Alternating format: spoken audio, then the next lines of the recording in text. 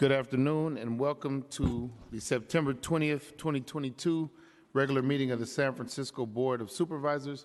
Madam Clerk, would you please call the roll? Yes, Mr. President. Supervisor Chan. Chan, present. Supervisor Dorsey.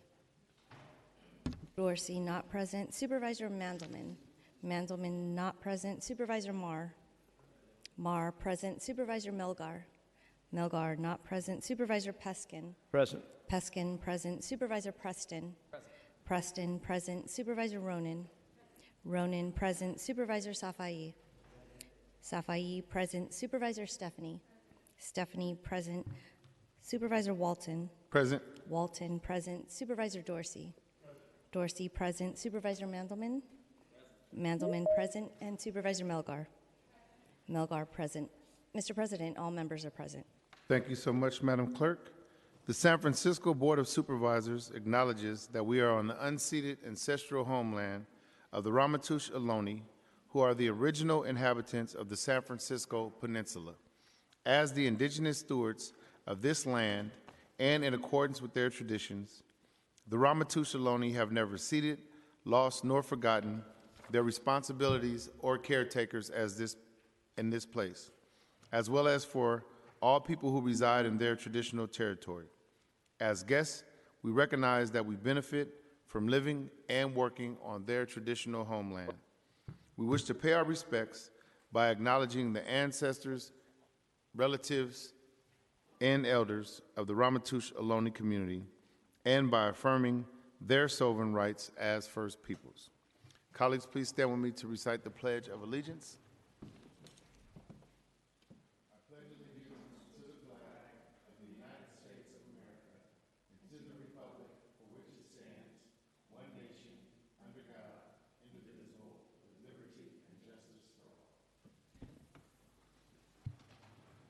On behalf of the Board of Supervisors, I would like to acknowledge the staff at SF TV. Today we have Michael Baltazar, who record each of our meetings and make the transcripts available online for the public. Madam Clerk, do we have any communications? Yes, Mr. President. The Board of Supervisors welcomes the public to the Legislative Chamber here at City Hall in room 250 to advise the board in person or just listen to the proceedings. The meeting is also airing live on SF TV's award-winning Channel 26, or you may view the computer live stream at sfgovtv.org. Additionally, you may participate remotely through our telephone call-in system. If you join us remotely, please make sure to call in early from a quiet location and turn down any listening devices to avoid feedback. The board will prioritize testimony or comments from those who are attending in person, and after, the board will hear from those who call into the remote system. Please note the remote system will be opened one time for each comment period. Once it is closed, it will not be reopened. Throughout the meeting, the telephone number will be streaming on your screen. It is 415-655-0001. When you hear the meeting prompt, hear the system prompt, enter the meeting ID 2485-058-7354, then pound and pound again. Once connected, you'll hear the meeting discussions, which will be muted and in listening mode only. When your item of interest comes up, please dial *3 to enter the speaker's queue. When the system prompt indicates you have been unmuted, that will be your prompt to begin your comments. Today, we have two special orders, both of which will have their own public comment opportunities. Items 19 and 20 are a committee of the whole regarding the street and public service easement vacation order for the Park Merced development project. Items 21 and 22 are another committee of the whole for the Trans Bay Block 4 redevelopment project. However, the President may be entertaining a motion to continue this hearing, in which case public comment will only be taken on the continuance. General public comment is also item 32. During this comment period, you may speak on the for adoption without committee reference calendar, items 33 and 34, or any other general matters that are not on today's agenda but are within the subject matter jurisdiction of the board. All other agenda content today has been reported out to the board by an appropriate committee where the public comment requirement was fulfilled. You may also submit written correspondence by U.S. mail to the San Francisco Board of Supervisors, 1 Dr. Carlton B. Goodlett Place, City Hall, room 244, San Francisco, California, 94102, or by email at bos@sfgov.org. We also have interpreters today from the Office of Civic Engagement and Immigrant Affairs who will provide service during our public comment periods. At that time, I will invite the interpreters to introduce themselves and to provide access information in language. The interpreters will need to sign off at 7:00 p.m. today. Finally, if you have issues accessing today's meeting, please call the clerk's office at 415-554-5184. We have a live person standing by to assist. Mr. President, that concludes my communication. Thank you, Madam Clerk. And colleagues, just a reminder before we get started to please remember to mute your microphones when you are not speaking. Madam Clerk, let's go to regular agenda, new business. Yes, item number 1 is an ordinance to amend the Administrative Code and Police Code to prohibit the city from using gas-powered landscaping equipment to perform city functions starting July 1st, 2024, to prohibit the use of gas-powered landscaping equipment in the city starting January 1st, 2026, establishing a buyback and/or incentive program, establishing a fund to receive penalties collected for violation of the ban, and requiring the department to submit various reports. Thank you, Madam Clerk. Would you please call the roll on item number 1? For item number 1, Supervisor Mandelman. Mandelman, aye. Supervisor Marr. Marr, aye. Supervisor Melgar. Aye. Melgar, aye. Supervisor Peskin. Aye. Peskin, aye. Supervisor Preston. Aye. Preston, aye. Supervisor Ronan. Ronan, aye. Supervisor Safai. Safai, aye. Supervisor Stephanie. Stephanie, aye. Supervisor Walton. Aye. Walton, aye. Supervisor Chan. Chan, aye. Supervisor Dorsey. Dorsey, aye. There are 11 ayes. Thank you. Without objection, this ordinance is passed on first reading unanimously. Madam Clerk, please call item number 2. Item number 2 is a resolution to authorize the Real Estate Division to approve a Fourth Amendment to the lease to extend approximately 14,000 rentable square feet of space at 25 Van Ness Avenue to New Conservatory Theater Center for a 5-year period from October 1st, 2028 through September 30th, 2033, and forgive rent between January 2021 through June 2021 in the amount of approximately $50,000. Thank you, Madam Clerk. I don't see anyone on the roster, so we will take this item, same house, same call, and without objection, this resolution is adopted unanimously. Madam Clerk, please call item number 3. Item number 3 is a resolution to authorize Public Works to accept and expend approximately $1.2 million in grants from the California Department of Forestry and Fire Protection Urban and Community Forestry Grant Program, entitled Urban and Community Forest California Climate Investments Grant Program, as provided through the California Greenhouse Gas Reduction Fund, for a term beginning July 1st, 2022 through March 30th, 2026, to support the operation of a tree nursery workforce development program at the South of Market Tree Nursery and affirming the CEQA determination.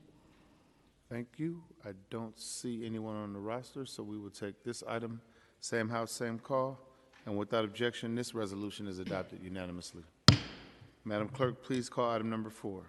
Item number 4 is a resolution to retroactively authorize the Recreation and Park Department to accept and expend an approximate $1.4 million grant from the California State Department of Toxic Substances Control for the 900 Inez Remediation Project and approving the grant terms and conditions for the period of June 30th, 2022 through June 29th, 2023. Thank you.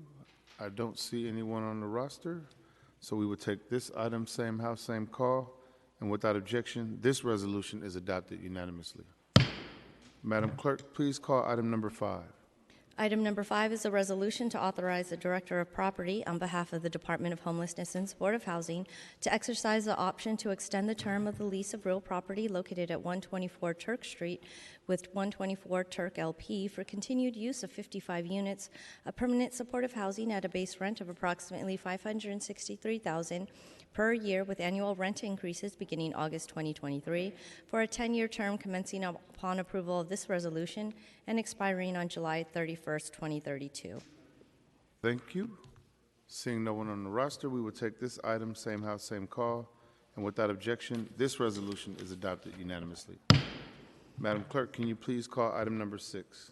Item number 6 is a resolution to authorize the Department of Homelessness and Supportive Housing to execute a standard agreement with the California Department of Housing and Community Development for a total amount not to exceed approximately $7.5 million of Project Home Key grant funds for the acquisition of the property located at 3055 to 3061 16th Street for permanent supportive housing for transitional aged youth and to support its operations through June 30th, 2026, approving and authorizing HSH to commit approximately $1.6 million in required matching funds for capital expenditures and a minimum of 5 years of operating subsidy, and to affirm the CEQA determination and make appropriate findings.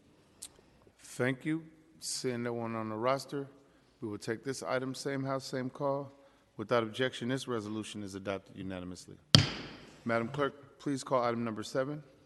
Item number 7 is a resolution to urge the Office of Resilience and Capital Planning to create a financing plan by December 31st, 2022 for expanding the emergency firefighting water system to unprotected areas of the city with current and potential sources of funding for the system, host tenders, and other options to minimize fire damage from a major earthquake.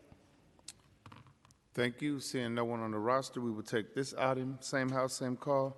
Without objection, this resolution is adopted unanimously. Madam Clerk, please call items 8 and 9 together. Yes, item number 8 is a resolution to approve the issuance and sale of revenue obligations by the California Enterprise Development Authority in an aggregate principal amount not to exceed $10 million to finance the cost of educational and related facilities owned and operated by the Urban School of San Francisco located at 1530 Page Street. And item 9 is another resolution to approve the issuance and sale of revenue obligations by the California Enterprise Development Authority in an aggregate principal amount not to exceed $49 million to finance the cost of educational and related facilities to be owned and operated by San Francisco University High School located at 3150 California Street. Thank you, Madam Clerk. I don't see anyone on the roster, so we will take these items, same house, same call, and without objection, these resolutions are adopted unanimously. Madam Clerk, please call item number 10. Item number 10 is a resolution to approve and authorize the Director of Property to amend and restate the current lease for the San Francisco Wholesale Produce Market near 2095 Gerald Avenue with the San Francisco Market Corporation, including authorizing separate parcel leases as needed to provide real estate security in order to obtain one or more private construction loans and adopting the appropriate findings. Thank you. Seeing no one on the roster, we will take this item, same house, same call. And without objection, this resolution is adopted unanimously. Madam Clerk, please call item number 11. Item number 11 is an ordinance to amend the planning code to designate City Cemetery as a landmark, to affirm the CEQA determination and make the appropriate findings. Thank you, Madam Clerk. Supervisor Chan. Thank you, President Waltons. Colleagues, first I want to thank my co-sponsor, Supervisor Malgard, Peskin, and Marr for your co-sponsorship of this landmark destination for City Cemetery. But today I would like to introduce minor amendments. We had that brief conversation at Land Use Committee. We didn't quite have time with the with City Attorney to make sure that we have some of those language drafted and ready to go, but today we are ready to introduce the minor amendments. They are on page 7, line 14, correcting a typo for the word with, W-I-T-H. And on page 7, line 17, strike the words as directed by and replacing it with in coordination with EP archaeological staff. This change is to reflect that the planning department and the museums intend to work in coordination and partnership regarding any project that might involve soil disturbance. Hope that I could have your support for these minor amendments for this ordinance today. Thank you. Thank you, Supervisor Chan. Do we have a second? Motion to amend made by Supervisor Chan, seconded by Supervisor Ronan. We will take these amendments, same house, same call, and we will, seeing no one else on the roster, we will take the amended item, same house, same call, and without objection, this amended ordinance is passed on first reading unanimously. Madam Clerk, please call item number 12. Item number 12 is a resolution to extend and modify interim zoning controls for parcels in residential commercial combined, residential mixed, and residential transit-oriented districts, requiring conditional use authorization for certain residential developments that do not maximize the number of units allowed by applicable density restrictions, to affirm the CEQA determination and make appropriate findings. Thank you, Madam Clerk. Seeing no one on the roster, we will take this item, same house, same call. Without objection, this resolution is adopted unanimously. Madam Clerk, please call item number 13. Item number 13 is an ordinance to amend the administrative code to place the County Veteran Service Officer under the Department of Disability and Aging Services, give the Director authority to nominate the officer, update annual reporting requirements, and provide administrative support to the Veterans Affairs Commission. Thank you. Supervisor Safai.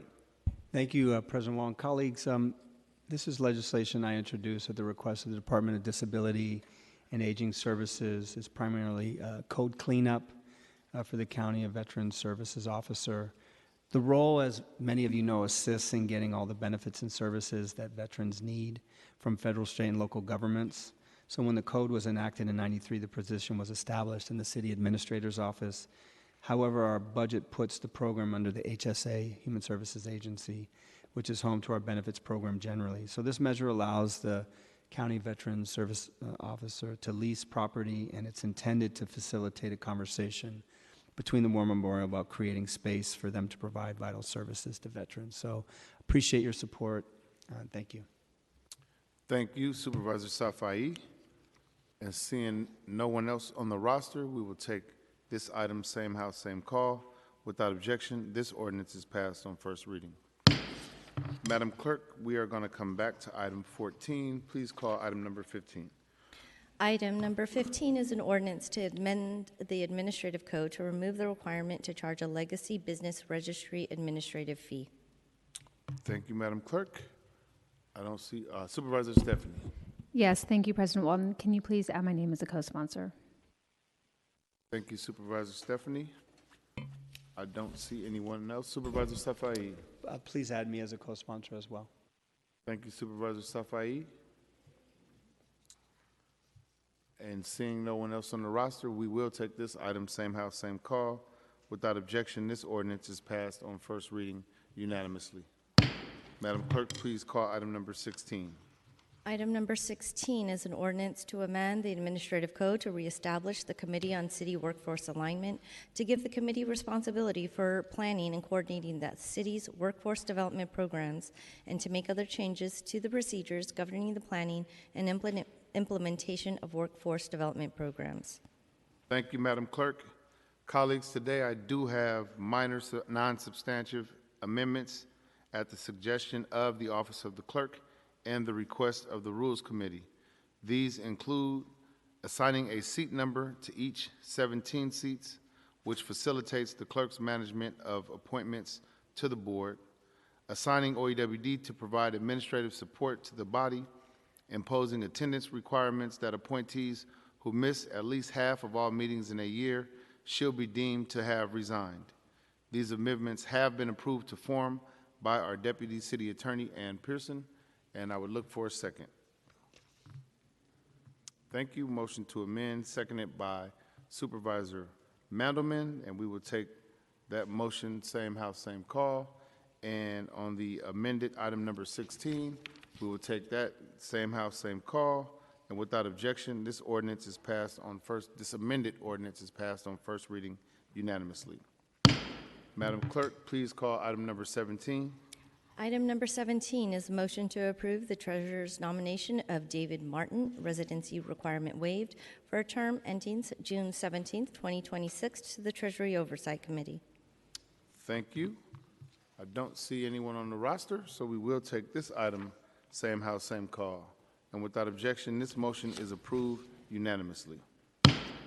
Madam Clerk, please call item number 18. Item number 18 is a motion to appoint Andrea Torrey, term ending July 1st, 2024, to the Children, Youth, and Their Families Oversight and Advisory Committee. Thank you so much, Madam Clerk. I don't see anyone on the roster, so we will take this item, same house, same call. Without objection, the motion is approved unanimously. Madam Clerk, let's go to committee reports. Item number 23. Yes, items 23 through 28 were considered by the Government Audit and Oversight Committee at a regular meeting on Thursday, September 15th, 2022, with item 24 not coming out as a committee report. Did you want me to call items 23 and 25 together? Yes, please, Madam Clerk.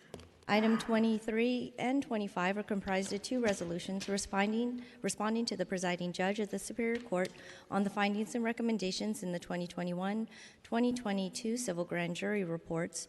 Item 23's report is entitled Shovel Ready, Best Practices in Collaboration to Improve San Francisco's Capital Construction Program. And item 24's report is entitled Safe and Accessible Parks for All. Both resolutions also urge the mayor to cause the implementation of accepted findings and recommendations through her department heads and through the development of the annual budget. Thank you, Madam Clerk. Supervisor Preston. Thank you, President Walton. These two items are the proposed board responses to two of the grand jury reports. We've got a couple others still in committee. We hear these every year in GAO, and I just want to underscore that it's really invaluable to have this independent perspective from the civil grand jury. We learned a tremendous amount from these reports and from the hearing. So just wanted to take this opportunity to thank again as we did in committee, the civil grand jurors for their hard work on the reports and during the hearings to point us to areas where our city government can improve. And I also want to take the opportunity to thank Supervisor Mandelman and Vice Chair of GAO Chan for volunteering to take the lead on the board responses on item 23 and 25, and appreciate their thoughtful evaluation of the civil grand jury's findings and recommendations and all their and their staff's work on that. And so we'll be considering the other two reports in the upcoming weeks, so stay tuned, but just wanted to thank folks on the record. Thank you, Supervisor Preston, and I do want to thank the entire GAO committee for your work and commitment with the civil grand jury reports and getting the responses out for the public. Seeing no one else on the roster, we will take these same house, same call, and without objection, these resolutions are adopted unanimously. Madam Clerk, can you please call items 26 through 28 together? Yes, items 26 through 28 are comprised of three resolutions regarding tolling agreements. Item 26 approves a tolling agreement to extend the statute of limitations for PK Domestic Property LLC for Hotel Adagio. Item 27 approves a tolling agreement to extend the statute of limitations for Park Intermediate Holdings LLC for the Hyatt Centric Hotel. And item 28 approves a tolling agreement to extend the statute of limitations for PK Domestic Property LLC for the Le Meridian Hotel. Thank you, Madam Clerk. Seeing no one on the roster, we will take these items same house, same call. Without objection, these resolutions are adopted unanimously. Madam Clerk, can you please call item number 29? Yes, item 29 is an ordinance to amend the planning code to create the Tenderloin Neon Special Sign District to affirm the CEQA determination and making the appropriate findings. Thank you, Madam Clerk. Seeing no one on the roster, we will take this item same house, same call. Without objection, this ordinance is passed on first reading unanimously. Madam Clerk, please call item number 30. Yes, item number 30 was considered by the Rules Committee at a regular meeting on Monday, September 19th, 2022, and was recommended as amended as a committee report. It is an ordinance to amend the Campaign and Governmental Conduct Code to modify the rules concerning behested payment solicitations by accepting solicitations made under certain types of city programs to solicit, request, and contractually obligate charitable donations through competitively procured contracts, providing that the receipt of a non-discretionary license, permit, or other entitlement for use does not make a person an interested party, providing that attempting to influence an administrative action does not make a person an interested party, accepting solicitations made in connection with the city's acquisition of real property, and making other clarifying changes. Thank you, Madam Clerk. Seeing no one on the roster, we will take this item same house, same call, and without objection, this ordinance is passed on first reading unanimously. Madam Clerk, please, let's go to roll call for introductions. Yes, Mr. President. First up on roll call for introductions today is Supervisor Mandelman. Thank you, Madam Clerk. I have a few items, although not as many as last week. First, I'm introducing. Thank you, Supervisor Safai. Thank you. I am introducing an ordinance amending the Health Code and Police Code to extend the sunset date for provisions governing medical cannabis dispensaries from December 31st, 2022 to December 31st, 2024. This is the second time the board has extended the sunset date, with the previous extension passed last November, set to expire at the end of the year.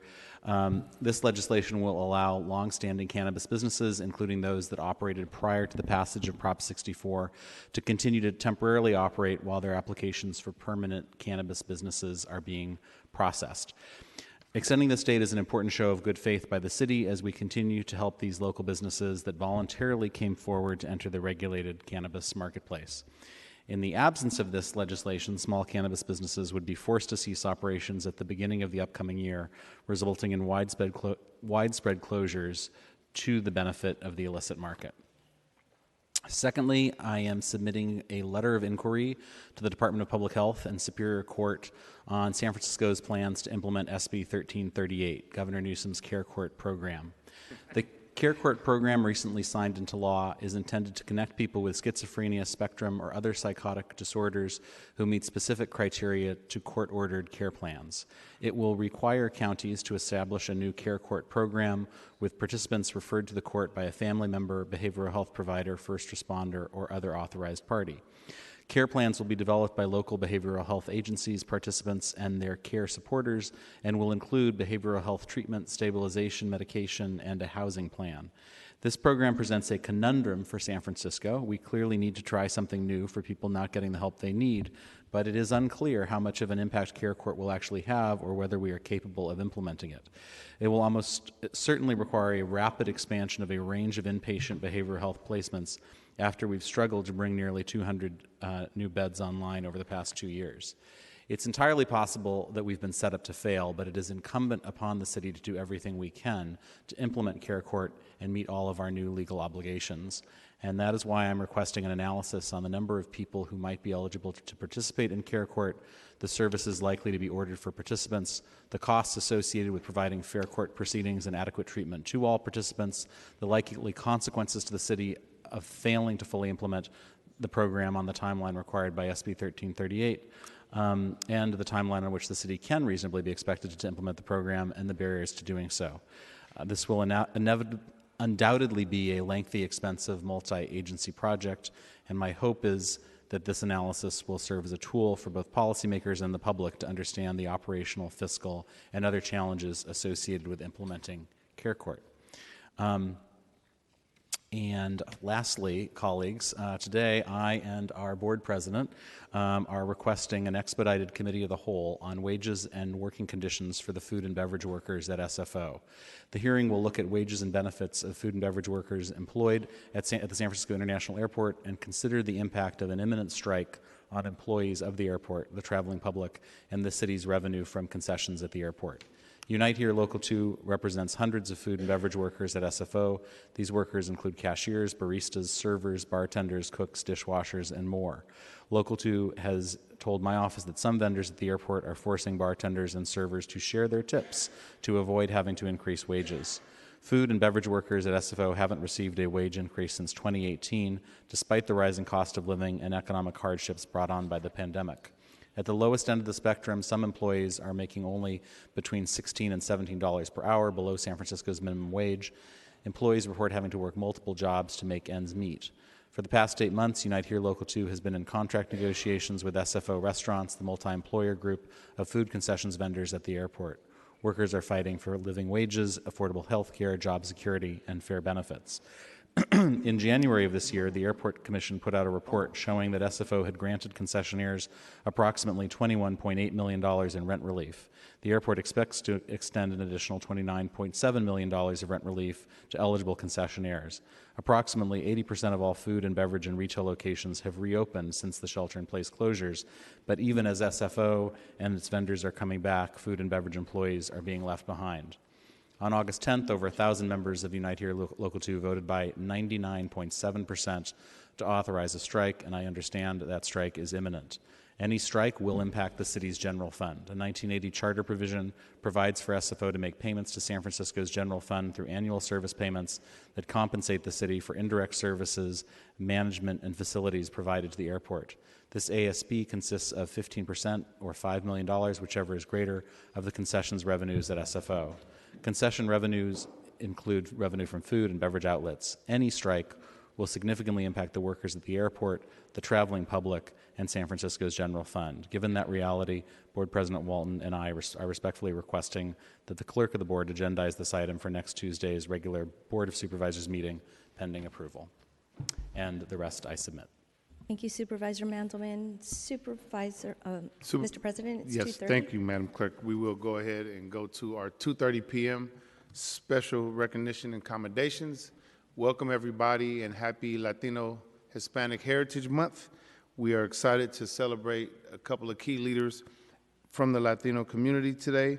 And before we begin, I would like to invite both Supervisors Melgar and Supervisor Ronan to say a few words.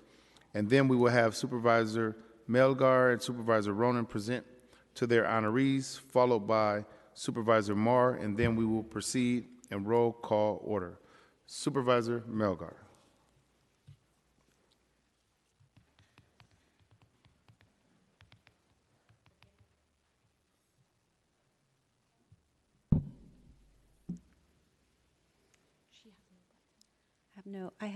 Okay, there we go. Thank you.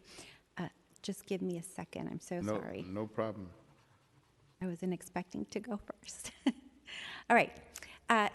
Colleagues, thank you so much for making the time to honor folks in our community of Latino heritage. As we celebrate Latino Heritage Month, I am excited to recognize the amazing contributions of two of my constituents, Arturo Riera and Sylvia Ramirez, who are co-directors of the Latin Jazz Youth Ensemble of San Francisco. Along with musical director Don Calloway, they co-founded the program in 2001 to provide musical instruction and performance opportunities to young musicians in San Francisco and expose these young musicians and their audience to the beauty and richness of Latin jazz. The mission of the program is to present youth from diverse backgrounds the opportunity to learn Latin jazz performance and build community through shared culture. One of the things I've always admired about these folks is that they don't refer to the performers as kids or youth. They refer to them as musicians, just underlining the seriousness of the endeavor. This month, they're celebrating 21 years of educating youth free of charge. Arturo and Sylvia have been donating their time and talent as volunteer directors to keep the organization running for all of these years. Arturo serves as the business manager and secures the revenue, regular performances. If you've ever seen them, you know that they're one of the premier Latin jazz performers in the Bay Area, not just in San Francisco. And Sylvia communicates. She's the lead on communications, manages the website, social media, internal operations. Together, they support the instructional activities of the organization, the rehearsals, and the performances. Over the past 2 decades, the ensemble has recorded 3 CDs of original music composed by the students and Dr. Calloway. In addition to his work with the ensemble, Arturo is the CEO of Riera Digital.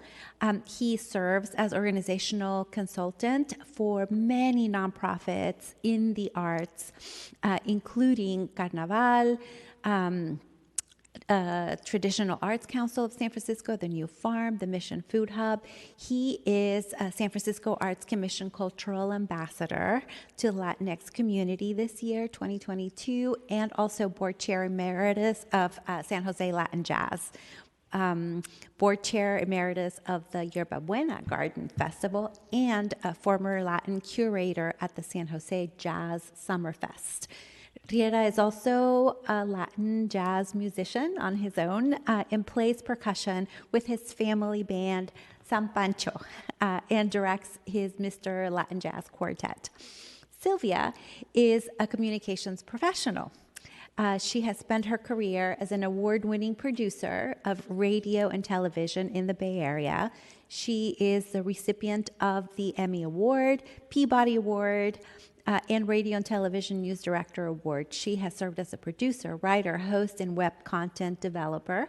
She produced the first ever Carnaval San Francisco and Pride parades. For the past 15 years, she has volunteered as a production team member of Carnaval San Francisco, serving as director of digital content. Sylvia also does volunteer work at the Mission Food Hub. They have been married for 38 years, and I just understand that they are expecting the first grandchild. Their son, professional flutist Daniel Riera, was the very first ensemble and is currently an assistant director, carrying on this wonderful tradition of supporting the arts in our community. Arturo and Sylvia plan to continue their volunteer efforts for many years to come and believe that sustaining the arts, celebrating culture, and developing the talent of our young leaders will make the difference in our community. That's how we make progress. Thank you so much from the bottom of my heart, Arturo and Sylvia, and I am so honored to present this award to you. Please come up.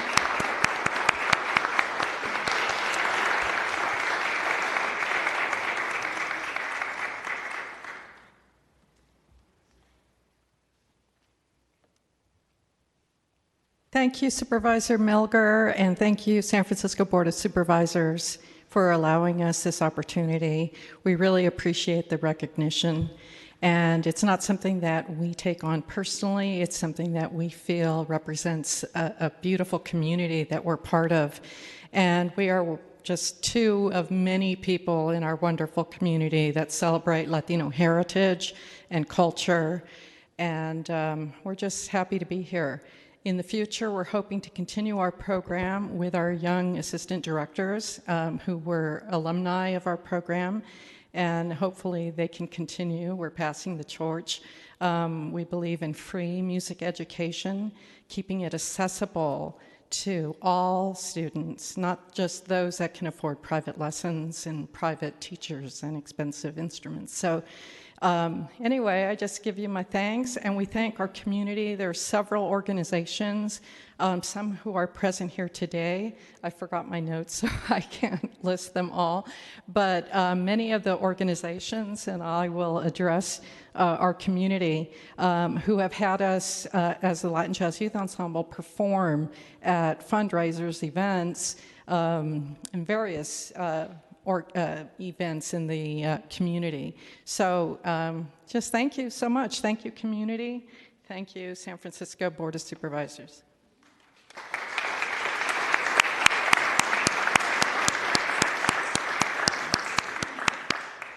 Congratulations again, Arturo and Sylvia, and the Latin Jazz Youth Ensemble of San Francisco.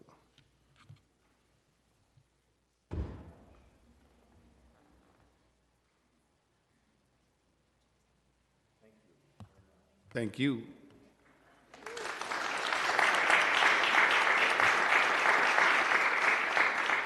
Supervisor Ronan. Yes, I'm sad that our colleague Myrna Melgar just left, because I was just going to say, first of all, welcome to the celebration of Latinx Heritage Month here at City Hall. I think this is number 3 or number 2? Losing track of time, plus COVID and everything. But this is a relatively new celebration, and it's the first one, I think, that we actually have a Latinx supervisor here to start us off and representing us in City Hall. So I'll mention it again when she comes in, and we can all clap for her. But as the supervisor of District 9, which includes the Mission District, which is the historic heart of the Latino community in San Francisco, you can imagine that picking a Latinx Heritage Month honoree is very hard, because we are absolutely filled with superheroes and superheroínas all over the Mission and District 9. So it is a very, very special honor that the District 9 office today is honoring Ivan Corralo Vega as our honoree.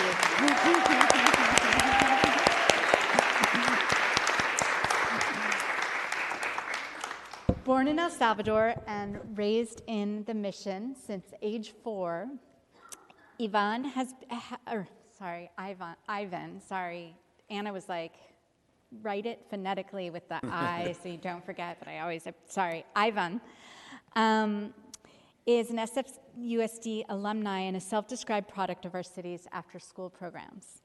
As a youth, he worked at several boys and girls clubs and later as an after-school coordinator at Sanchez Elementary School.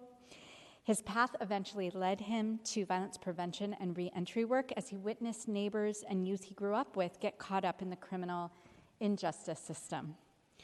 Ivan has always been passionate about ensuring that our justice-involved community members are given the adequate tools and resources to succeed once they reenter the community. Today, Ivan is the manager of the San Francisco Latino Task Force. Woohoo! You can clap for that.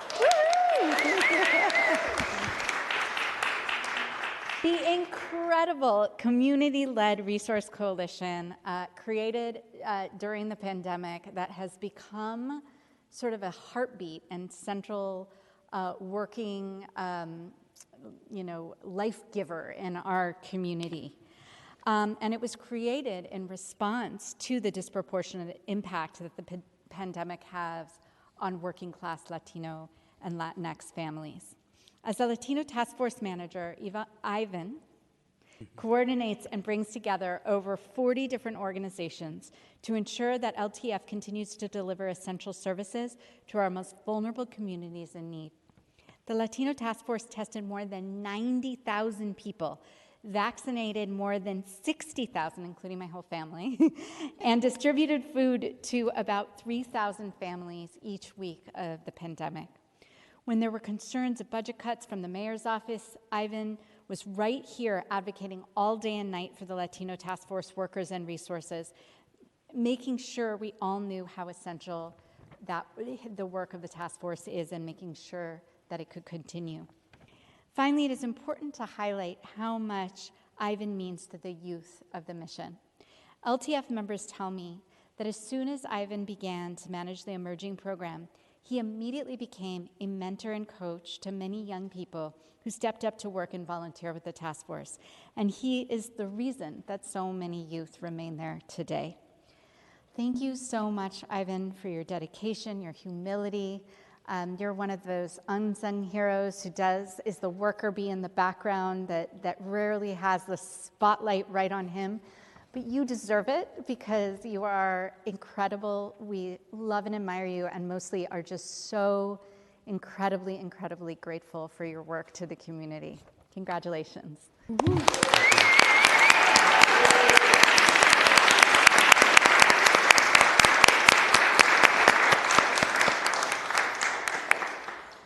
Supervisor Ronan and supervisors, thank you for this honor. I think for me, growing up in the Mission District as a youth and watching our community leaders take each issue and each family like in their arms and in their hearts, like it's just been an honor for me to be part of the legacy and tradition of community work, to watch mentors and coworkers that have been in the struggle for our community and our people, for their whole lives. And, it's just an honor to be part and another bead in that string of incredible, the incredible legacy that exists in the Mission District. And looking at myself now, and I think that my life's work has become, encouraging and nurturing and promoting that kind of level of service and giving your life and your time to your community and to us as a family in the Mission District. I invited a few of my mentees that I've known since they were like in kindergarten. Now they're all workers here in different, we have youth development providers, people in workforce, mentees in education, and mentees who are doing housing work for our city throughout our neighborhoods. And so for us as a community, as the Mission District, to be community-led, to be community-driven, and to be community-implemented generation after generation, it's an honor and a pleasure to serve this city, and it's an honor and a pleasure to have the trust of the community. We're only here because people trust us. And for them to hold us in that high regard, to be able to give them what they deserve, right, and to be there for the people who need us the most is definitely an honor. So thank you, everyone.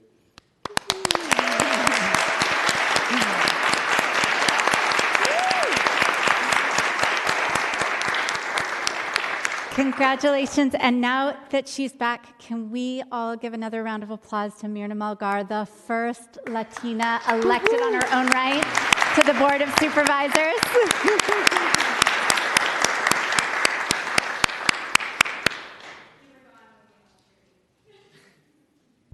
You deserve your kudos, especially at this time, Supervisor Melgar.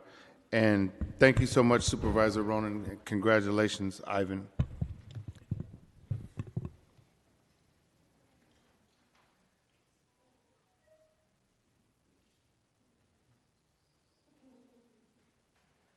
Supervisor Marr. Thank you so much, President Walton and colleagues, for this wonderful celebration of Latinx Heritage Month at the board. I'm really excited to lift up the important role that our small businesses, our mom and pop shops play in the Latino community and really in the life of our city and our neighborhoods. And even more excited to be able to honor one of the most beloved and iconic restaurants and small businesses in the Outer Sunset District, Celia's by the Beach. And I would like to invite Sal Lopez and his family to come up to the podium for recognition. Yeah.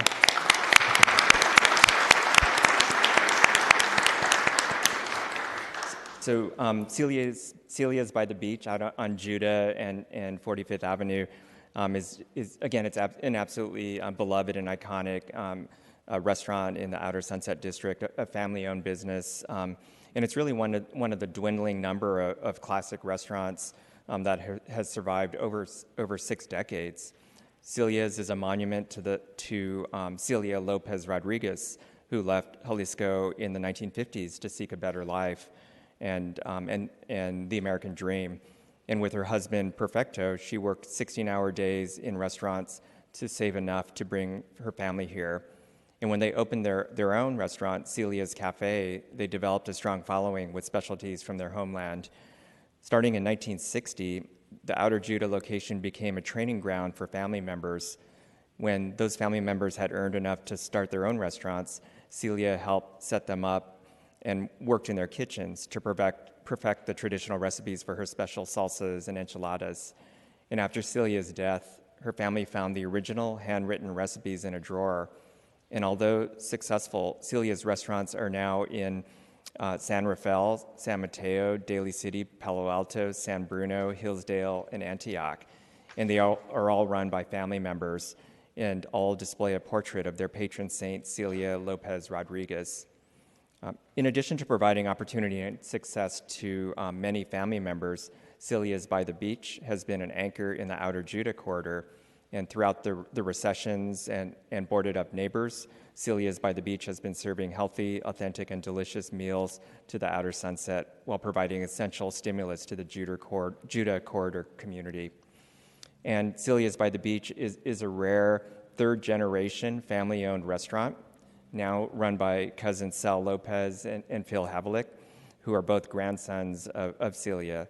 So I'm excited not only to be recognizing this wonderful family and their incredible food today, but also to be nominating Celia's by the Beach as the city's newest legacy business. So thank you so much, Sal and Phil, for continuing Celia's legacy out there on Judah and 45th Avenue, and really to the entire extended family for continuing to serve some of the best, very best traditional Mexican food and drinks in the Outer Sunset and beyond, and for continuing the legacy of your grandparents, Celia and Perfecto. Thank you so much.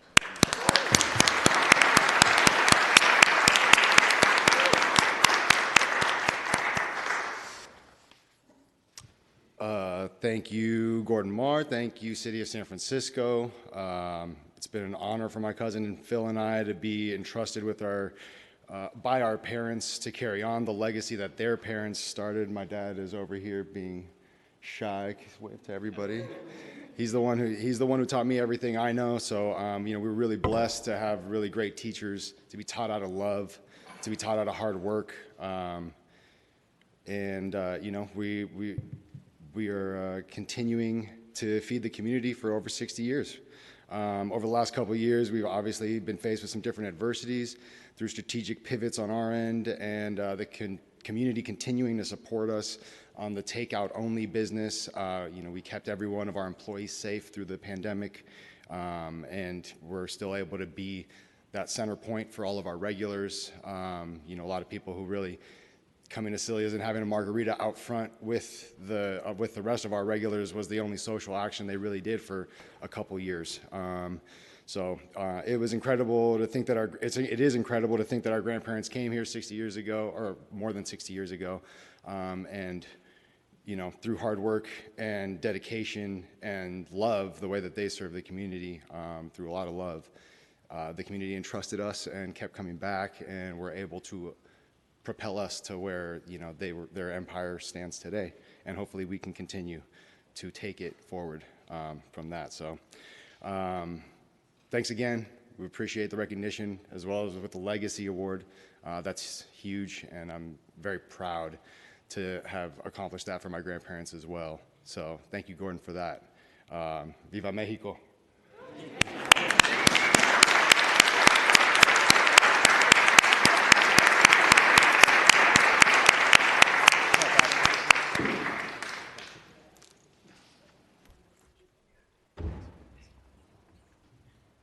Thank you, Supervisor Moore, and congratulations again to Celia's by the beach.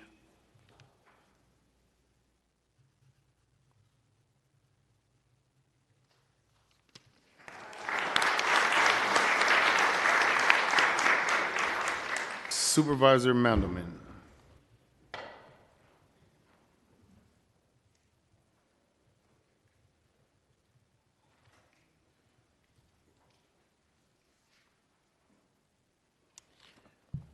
All right. Can I get my Dolores Huerta folks up here? Come on up.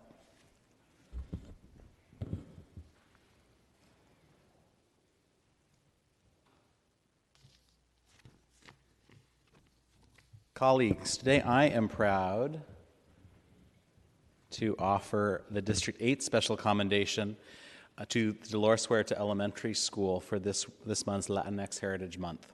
Dolores Huerta Elementary is a Spanish-language dual immersion school in Glen Park, serving nearly 400 pre-K through 5th grade students in San Francisco Unified. The school overwhelmingly serves BIPOC students, roughly 70% of whom are Latinx. This school is remarkable. Their classes are multilingual. Their extracurriculars include capoeira and mariachi band, thanks to a close working relationship with Mission YMCA, and their educators are hardworking and clearly love their students. Under the leadership of Directora Cristina Urbano, the school has fiercely advocated for city funding to benefit their students, including ADBEC funding for a new playground. The staff at Dolores Huerta are not only committed to setting high academic standards, but also to modeling the importance of equity, social justice, and activism in our youth. While Huerta students are taught the value of bilingualism, biliteracy, and multiculturalism, they're also encouraged to forge paths for themselves to transform their lives and their communities. Dolores Huerta, who everyone knows, the school's namesake, has dedicated her life to the struggle for social and economic justice. She founded the Agricultural Workers Association, fought for women's liberation and civil rights, and continues to advocate for the working poor in California. She's also been a phenomenal ally to the LGBTQ+ community, among others. We know how challenging the COVID-19 pandemic has been for our educators, paraeducators, support staff, parents, and most of all, students. Despite those challenges, Dolores Huerta Elementary continues to provide an environment of healing, empowerment, and joy. In March of this year, I had the opportunity to visit Dolores Huerta Elementary for the ceremonial ribbon cutting of their new play structure. I got to stay for the morning circle, where students, parents, where teachers, parents, and students sang, danced, and celebrated their extraordinary school.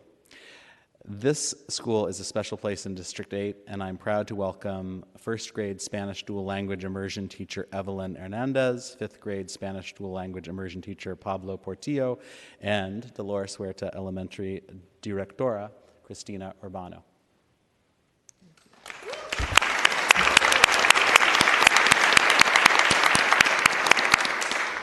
Thank you so much, Supervisor, and we're so honored to be here in a room with so many of our colegas. We're so proud of the work that we're doing as a city, and so we know a lot of your organizations through our work, so we're honored to be here with you today. I bring with me Maestro Portillo of 5th grade and Maestra Hernandez of 1st grade, who between the two of them have 30 years of service at Dolores Huerta Elementary. So they were leaders as the school changed our name from from Fairmount Elementary to Dolores Huerta Elementary. Our community worked really hard to find the correct namesake for our site, and a leader and a model and an activist that we can, hold ourselves accountable to. And so we're really honored to be called Dolores Huerta as well. So thank you so much for the recognition. And as Dolores Huerta would want, with recognition, we also have a call to action. We know that San Francisco Unified has been in the news a lot, and we know that sometimes we don't hear all the good work that we're doing. And so I just want to remind us all today, we are doing really good work.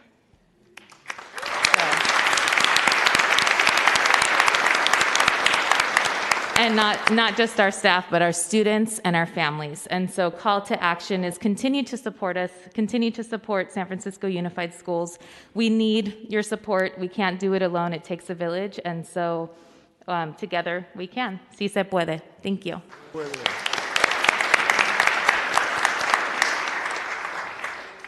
Good afternoon.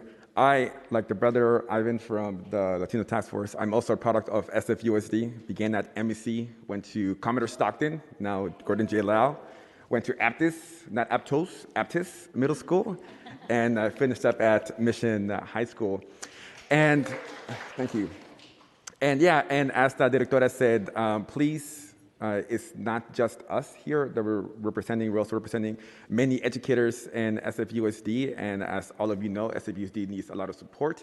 Next year, you're going to have an opportunity to support us as well when we start to bargain for a new contract. So help us, not just Latinos educators, but all educators to stay and afford to stay in San Francisco. Thank you very much.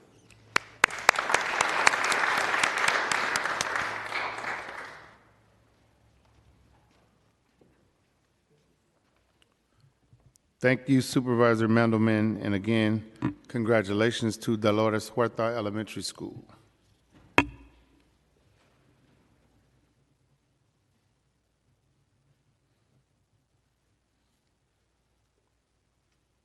Supervisor Peskin. Thank you, President Walton.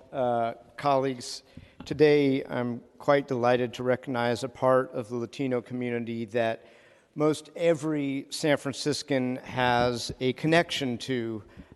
They hail from a tireless group of neighborhood taqueria owners whose cafes conjure up a nostalgia for home-cooked meals, family, from folks who are late-night revelers to someone looking for a meal to cash-strapped workers in search of a hearty lunch. And so today it is my honor to recognize, as they have located in North Beach, not far from what was once was Little Chile, Irene and Santiago and Lupe Lopez, whose late father, Salvador Danchava Lopez, opened the first El Farolito Taqueria some 40 years ago. And today, that iconic family-owned business is on Grant Avenue on the 1200 block, right by the Cafe Trieste, where I've been eating lunch repeatedly and bumping into Santiago, who also lives in District 3. And it was really one of the highlights of the year, particularly in all the struggles and strife of COVID to be able to help a little bit with this opening. And to the Lopez's, we are so happy that you have chosen to make North Beach your newest home. Your father, Don Chava, which is a nickname for Salvador, was born in Guanajuato, Mexico in 1950 and immigrated to the Bay Area in 1975 and opened the original El Farolito and a soccer club in the same name shortly thereafter, based on a place he worked at in Mexico City before he immigrated here. And it was at that place in Mexico City that he perfected the most popular item on the present-day menu that we all know and love, the quesadilla suiza. He founded the El Farolito Soccer Club in 1985, and the following year, the club joined the San Francisco Soccer Football League, and hungry players flocked to the taqueria after games, and the community shared a passion for food and football. And just like his taqueria offerings, Don Chava's football team became one of the best in the league's premier division, ultimately winning the U.S. Open Cup in 1993. Regional, state, and local championships were par for the course under his leadership, fueled by burritos and the like. El Farolito's first popularized the mission style of burrito, which we all know, bursting at the seams under a layer of foil. And in 2013, Esquire magazine named El Farolito the recipient of the award for the most life-changing burrito in America.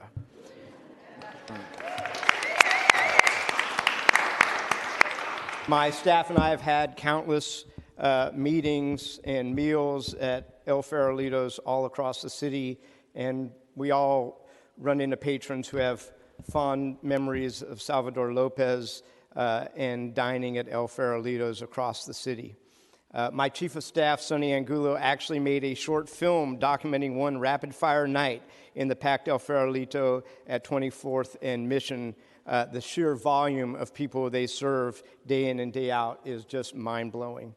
And that truly is an embodiment of the theme of this year's Latino Heritage Month, Corazón de Comunidad.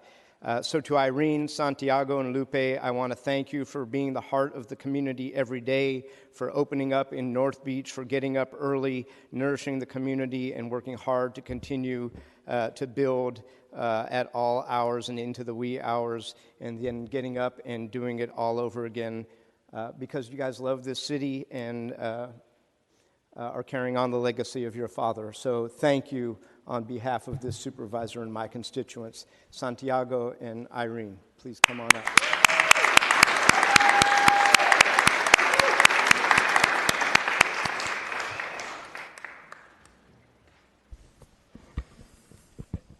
And Lupe.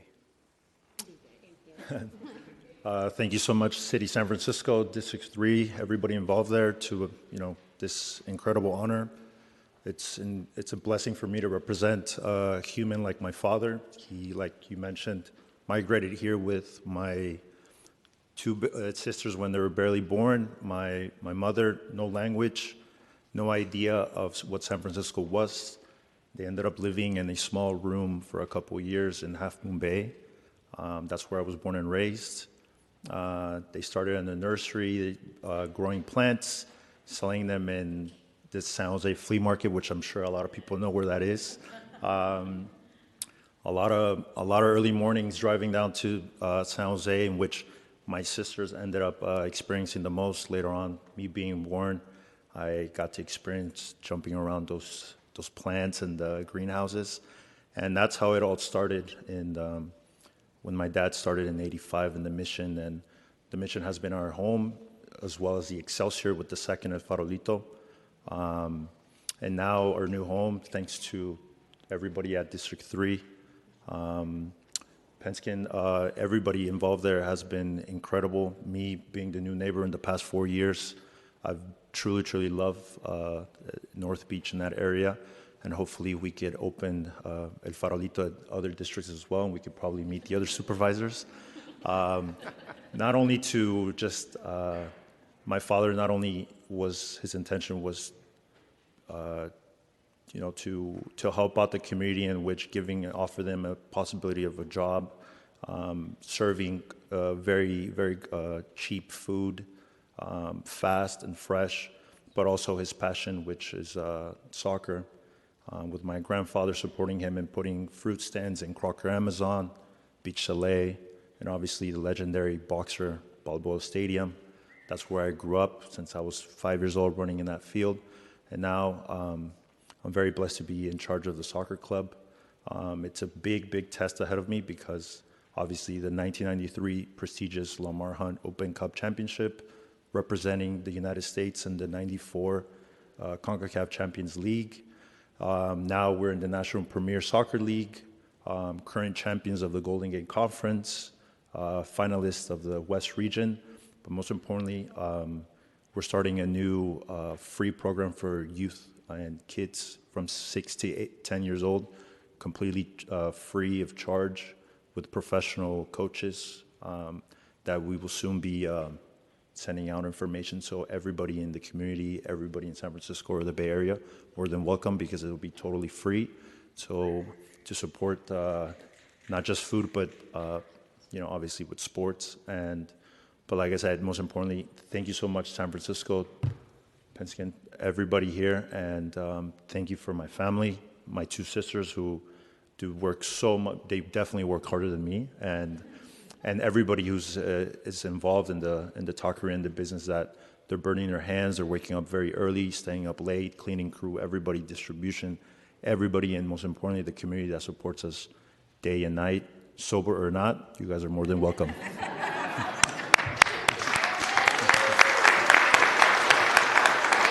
Thank you forever. Thank you. Thank you.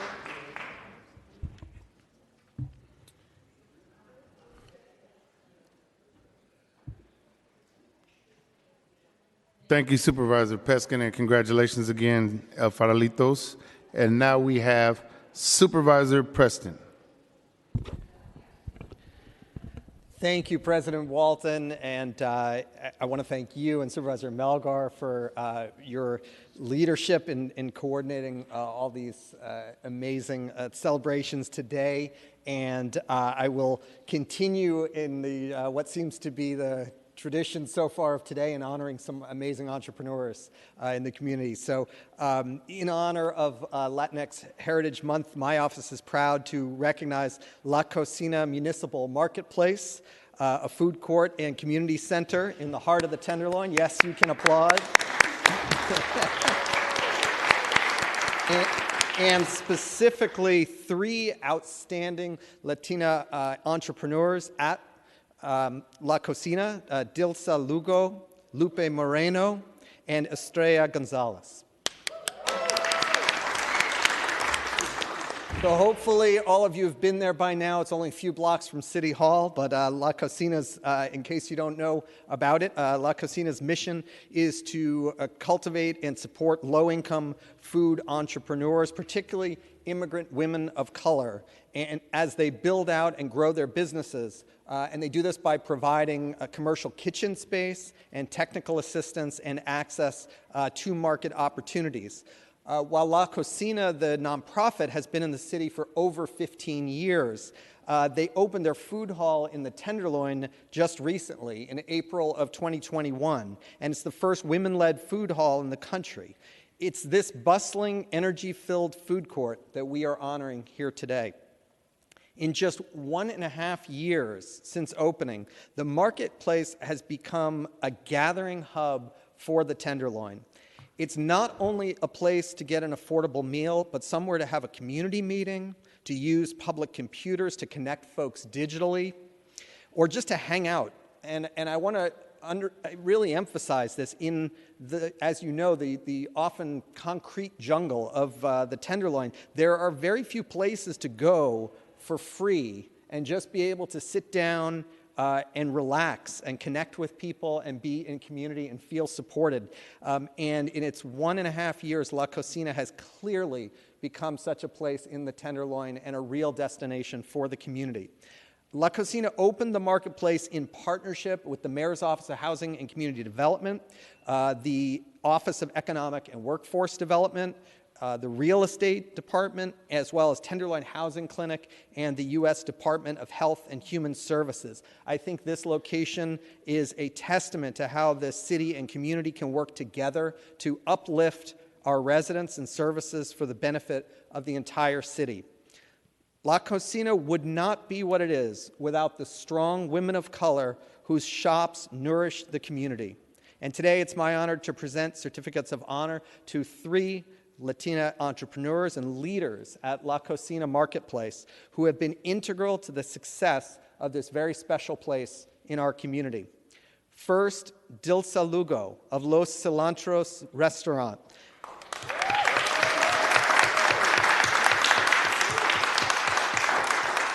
Dilsa grew up cooking with her family in Cuernavaca, Mexico, and joined La Cocina in 2007 with the hopes of opening up her own homestyle Mexican restaurant in the Bay Area. In 2014, she realized that dream when she opened Los Cilantros in Berkeley, and her business has been growing nonstop since, expanding to catering and being one of La Cocina's first stalls when the marketplace opened last year. Dilsa also sits on the La Cocina Board of Directors and helps set up aspiring restaurateurs for success. Lupe Moreno of Mi Morena.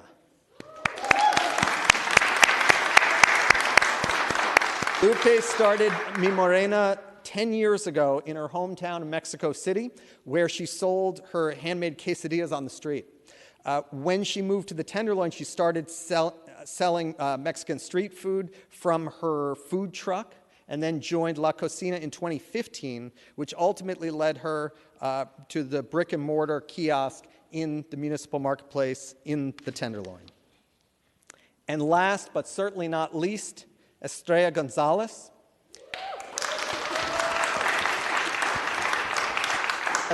Estrella is a third-generation restaurant entrepreneur.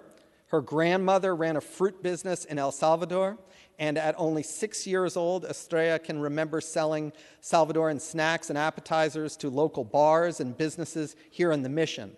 She continues that family legacy by running Estrellitas Snacks with her 2 children at La Cocina Marketplace. So colleagues, in honor of Latinx Heritage Month, I am thrilled to honor these culinary entrepreneurs and invite them to say a few words. Thank you.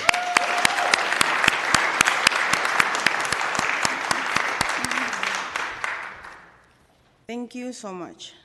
I will receive this in the name of all the women who works very hard every day, the family behind us, who are the main support, our kids who are learning from us, the other business owners that are not here, but same, work so hard every day. We brought with us our food and culture through the food. We cook from our hearts, just for you. Thank you so much, and aquí estamos dando lo mejor de nuestros países, representándolos muy bien. Thank you.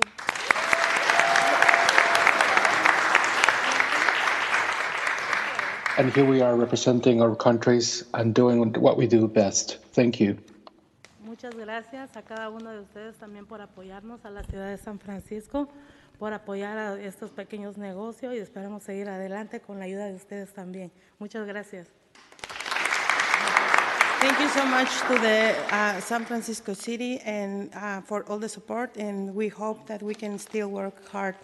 And I want to say thank you so much to La Cocina too, because we are here because of all their help.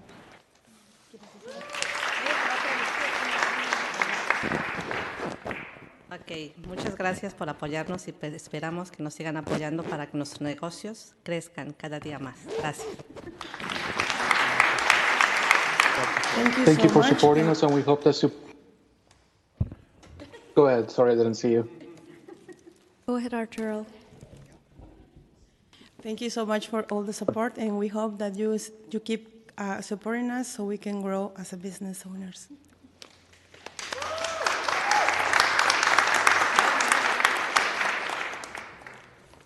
Thank you, Supervisor Preston, and again, congratulations to La Cocina Dilsa Lupe and Estrella.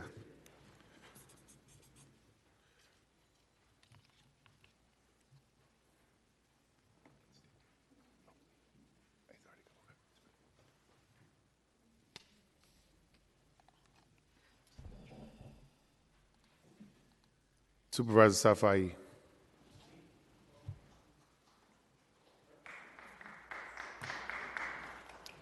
Great. What a beautiful day. What a day to celebrate culture and contributions, and what a beautiful culture it is. So I'm very honored, colleagues, to be talking about not one individual, but an entity of individuals that came together as a collective, that really, really came together to honor and show their commitment and their dedication and their call to action in many ways. It really was a call to action to stand up for the community and stand up for San Francisco. So we thought about honoring one individual, but we took a step back. We got some really good input from the community, and they made the suggestion that really, let's bring everyone together. Let's honor the entire group. And so I 100% wholeheartedly support that and appreciate all the guidance and work that we've gotten from. And so today, we are honoring Excelsior Strong at Casa de Apoyo. Let's give a round of applause for them, please.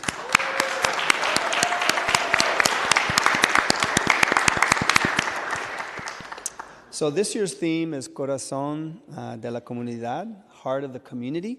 And nothing represents more the heart of the community and the heart of our response to COVID and all of the different things that were done by Casa de Apoyo and all of the people that were involved in leading that. So I'm excited to be supporting Excelsior Strong, honoring them, and for all their tremendous work over the past 2.5 years to serve our community. When the pandemic struck, as many of you know, Excelsior Strong was formed as part of the LTF. They jumped into action, provided much-needed services that included so many things, above and beyond anything that you could have imagined, or we all could have imagined, but PPE, managing food distribution, helping over 3,000 families obtain rent relief, providing mental health services to families during these difficult times, and so many more things. So when when vaccines became available, Excelsior Strong sprung into action and worked with the Department of Public Health to craft the response in the image and what the community wanted and what was appropriate for the community. And they did that by putting together a community hub, providing COVID testing and vaccines that still go on to this day. When the community needed them the most, and we needed them the most, Excelsior Strong answered the call. So our community, our city, my office, so many more working in partnership with you, appreciates the work of Excelsior Strong, and I am so proud to be honoring them here today. They embody the theme of this month's direction, which is Corazón de la Comunidad. And so I'm quickly going to read the names of all the individuals that we're going to commend today for their amazing work, and then I'll hand it over to them to say a few words. But Patricia Barraza, Nancy Pil Hernandez, Marco Montenegro, Rose Medellin, Maria del Rubí, Laura Padilla, Oscar Grande, Jennifer Navarro Marroquin, Alma Castellanos, Sharon Herrera, Sofia Gutierrez, Betsy Herrera, Siria Rosales, Juan Ulloa, Miguel Portilla, Antonio Chavez, Adrian Caceres, Carlos Aroche, Carmen Zarza, Antonio Medrano, Sofia Rumaldo, Brian Hidalgo, Eduardo Casas, Rosa Lima, Doris Alanga, Ana Gonzalez, and Cristina Centeno. And I'm sorry if I mispronounced anybody's name. Thank you so much. I'm going to turn it over to a representative of Excelsior Strong. I think that's Rose Medellin. Please come forward. Thank you. Hello. And thank you. And I apologize in advance if I get emotional. I'm just torn and weighted down by emotions because It's kind of a sad reason that we are here being recognized. I appreciate the recognition, and we all do. However, it comes as the result of addressing the needs of our community and seeing the hardships that all of them have endured, not just during COVID, but pre-COVID and even now. Death, disease, despair, mental health, a number of issues that none of us, well, maybe a few of us are qualified to address, but regardless of that, we stepped up and I wrote something so that I didn't get distracted or sad, but I just feel like the weight of the community that we've served is here with us right now, and it's not fair to get be recognized without saying that the recognition is the result of someone's hardship, a lot of people's hardships. So as much as we are honored to be here today, those of us who were chosen to be recognized would not be here had it not been for the incredible strength and beauty that is the Excelsior. Those of us who are here today have, since March of 2020, got to work regardless of the risk that we were facing, going door to door delivering food, not knowing then, not using masks, but just doing it because that's what they needed. We didn't have the funds, but we found it. We didn't have the food, but we found it. Together, we saw the need of so many in our community, and we just got to work. We knew that many of our residents would not be receiving stimulus checks or collecting unemployment, unlike the rest of the city. We knew that many were living in fear. We knew that many were the frontline workers in the industries of housekeeping, the janitorial, and service industry that made them amongst those that were most highly impacted by COVID. So in part, I stand before you not only to highlight those of us who have so willingly served, but to highlight the reality that is the story of many of our residents, and not just our Latinos, but who need to be recognized as those who have whose labor makes this city, who makes the city run. They are our teachers, they are our janitors, our child care workers, our service employees, who we all have witnessed are truly the essential workers, because without these workers, the rest of the city couldn't function. We couldn't go to work if we didn't have child care. We couldn't go to work if our kids couldn't go to school. We couldn't go to work if our buildings weren't clean. But those were the people that got sick. Those were the people whose backs we prosper off of even to this day.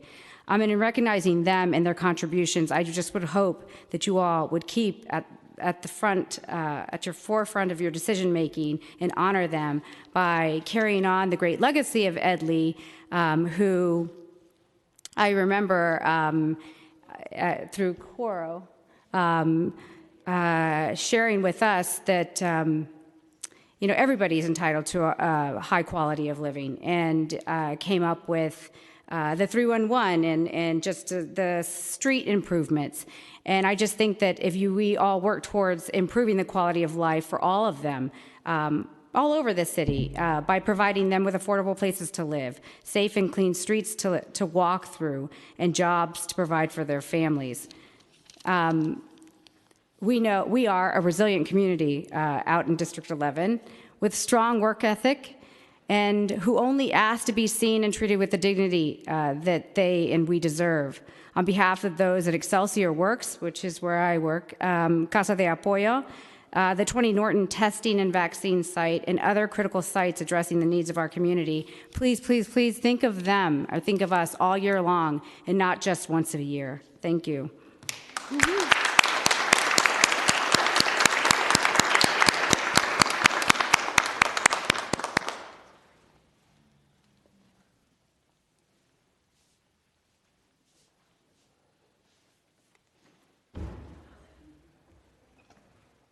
Thank you, Supervisor Safai, and again, congratulations, Casa de Apoyo.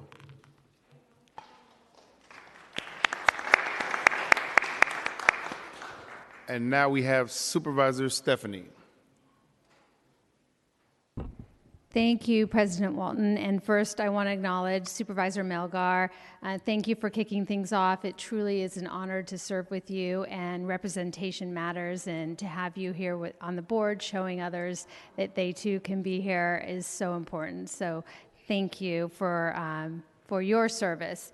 And I am so excited about my honoree today. It is my incredible privilege and honor to recognize Gilda Gonzalez this year for Latinx Heritage Month. Gilda is the CEO of Planned Parenthood Northern California and has been in that role since 2017. She's the first Latina to serve as the CEO of a California Planned Parenthood affiliate, and she's a fellow St. Mary's alumni, so go Gales. I was so excited when I found out this incredible woman actually went to the same college as I did.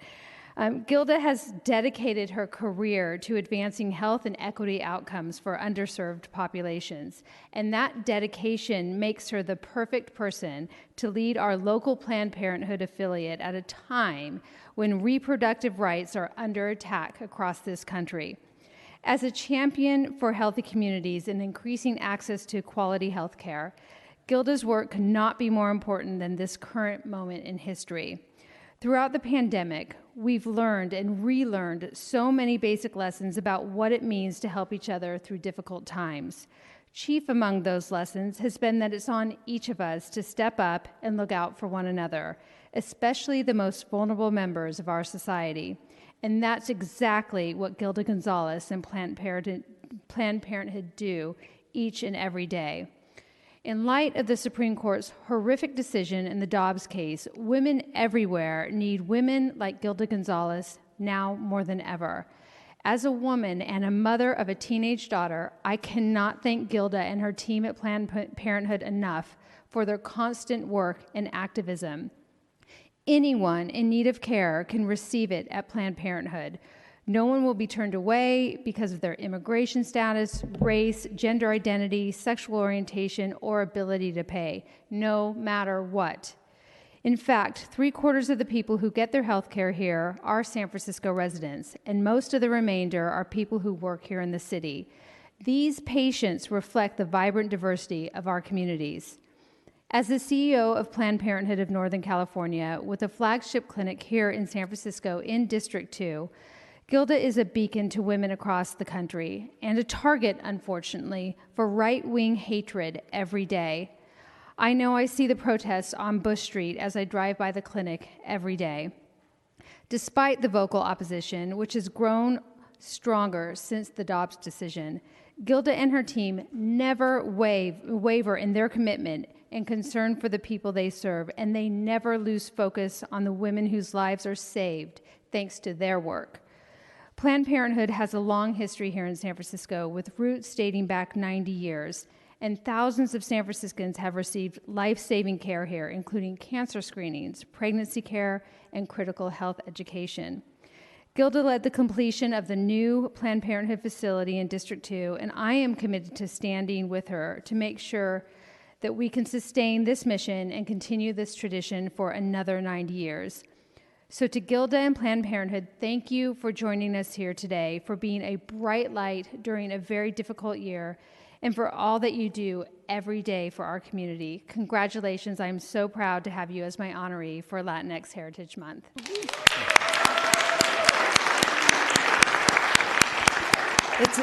Thank you, Supervisor, and I accept this in honor of my parents, Genovevo Gonzalez and Delia Dominguez Gonzalez. They instilled in me that the greatest calling in life is being in service to others. And so that's what I do, why I do what I do. I was first generation low income to go to college, St. Mary's, and I was definitely fearful of having an unwanted, unplanned pregnancy, and went to Planned Parenthood and got the care that I needed. And 33 decades plus later, I'm in this position as CEO to guide our mission forward. And I really believe because of the service I got, I'm in the position to do this job. So it truly is an opportunity to pay it forward every single day.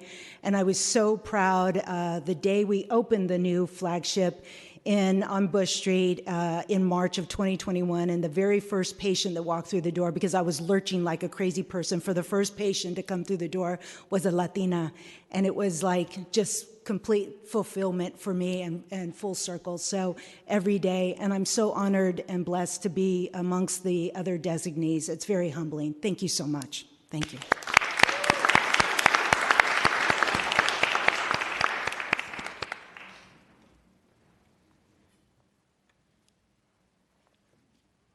Thank you, Supervisor Stephanie, and congratulations again, Gilda, and thank you for all your work with Planned Parenthood.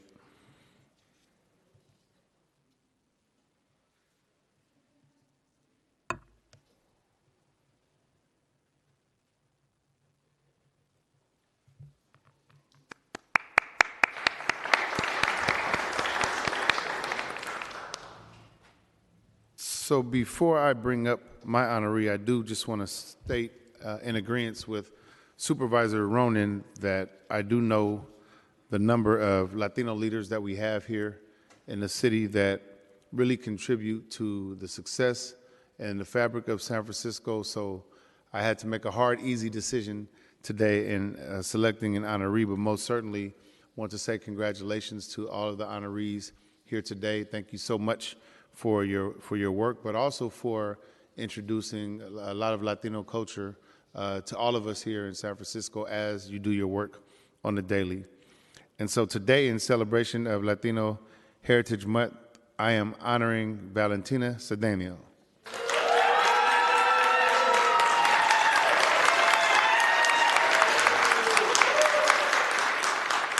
Valentina is a native San Franciscan who got her start with the MAIT program by working to provide gender-specific services to young women involved in the juvenile justice system.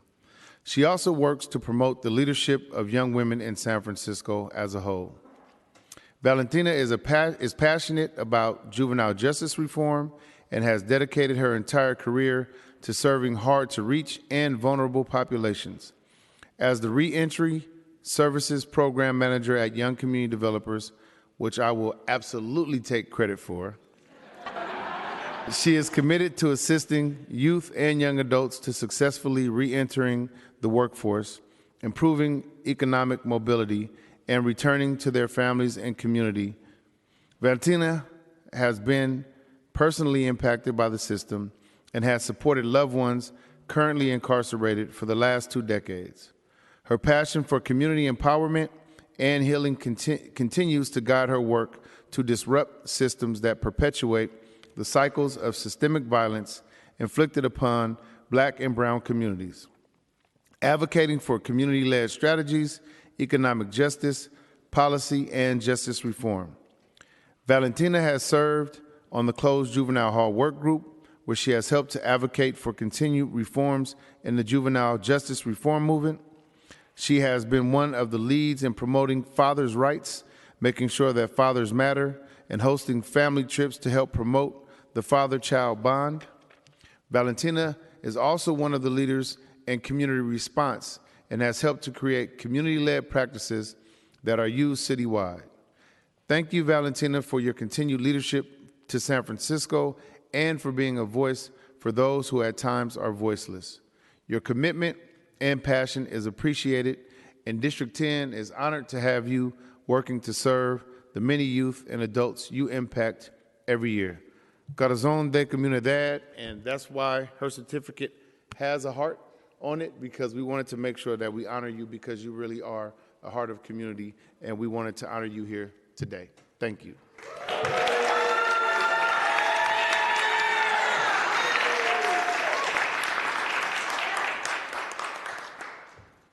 Thank you, President Walton and supervisors. I just would like to say I'm very humbled and honored to be recognized today. You know, born and raised in San Francisco, grew up in the Mission District, worked majority of my professional career in the Mission as well. So, and then transitioned over to District 10, and I'm super grateful, honored, and appreciative of my organization, Young Community Developers, and my team to fully just embrace me to continue to do the work that I love doing, that is pretty much has become just a way of life, and just allow me to continue to, you know, serve the population that just hits home, is close to my heart, is the systems impacted young people, and I just couldn't do it without my team and my organization and my family, and I appreciate it, so thank you.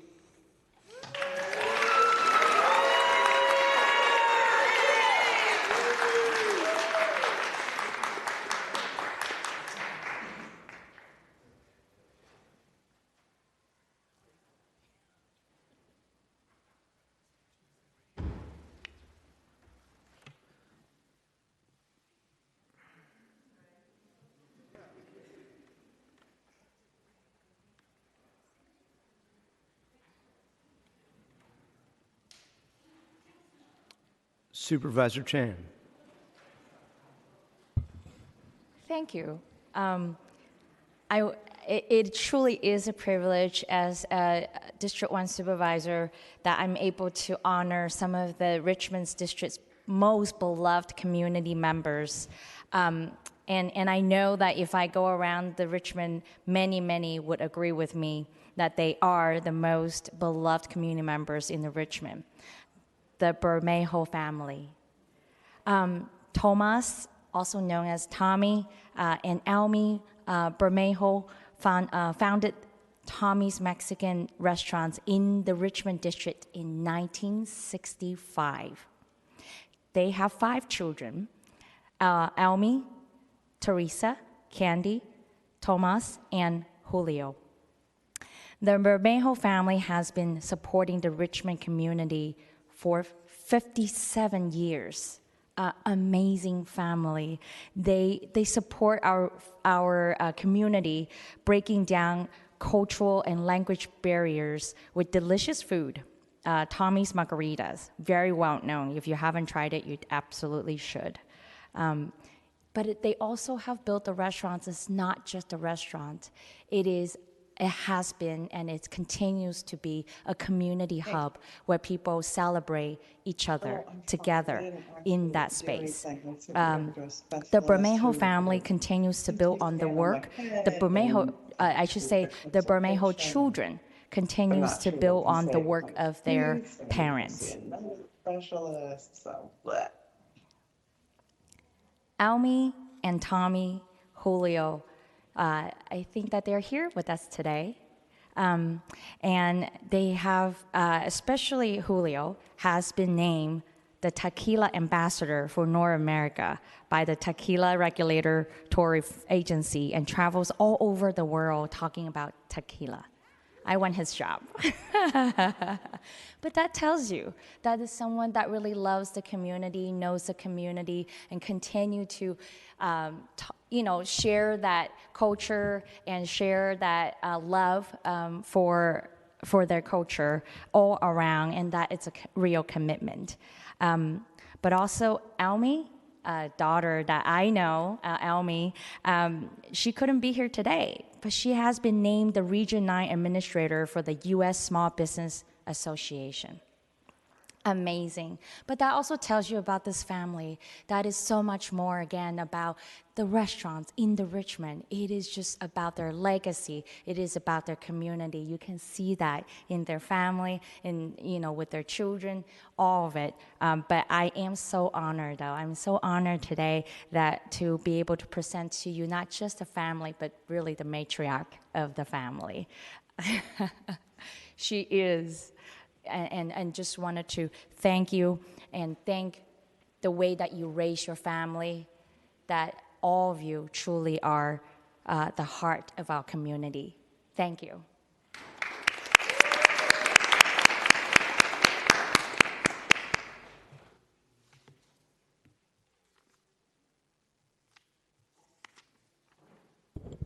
Supervisor Chan, thank you so much, and thank you so much to the Board of Supervisors and the entire city of San Francisco. When my parents, Tommy and Almy, came to the United States from the Yucatan, their goal was to obviously try to start a business to make a living, but it was also to try to be part of a community. And it's so funny because even though we know our city is one of the most liberal and progressive cities in the country, they named their restaurant Tommy's just so that people in our neighborhood could pronounce it. So you fast forward 50 years later, and unless you know us, not many people want to go to a Mexican restaurant named Tommy's. But luckily, like you say, Supervisor, it's meant much more than just selling enchiladas and margaritas, right? We're part of our community. We're very grateful and honored and privileged to be part of the Richmond and also part of the San Francisco hospitality sector, which is arguably one of the best in the world. And in personally in what we do behind the bar, it is so proud for us to take a little bit of not only the Richmond district, but San Francisco to every place that we go to. And in fact, today, like Supervisor Chan said, today you can find on the menus all over the world, from Moscow to Mumbai to Manhattan to Minnesota to Modesto to Mexico City, a Tommy's Margarita. And that reference goes back to the city of San Francisco, back to the Richmond district, and back to Tommy's, and back to my parents. So again, an extreme privilege and honor just to be here with you today, and we thank you so much. And I'd love if my mother just said a word. Of course. No, acá esa. No, acá, en el micrófono. Acá. No, más. Más. Oh my God. You can see I'm not used to this. But I'm a person of just a few words.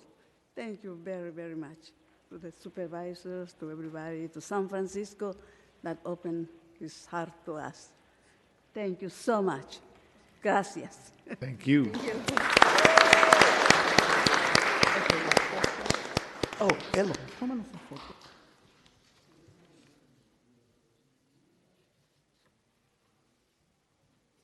Thank you, Supervisor Chan, and congratulations again.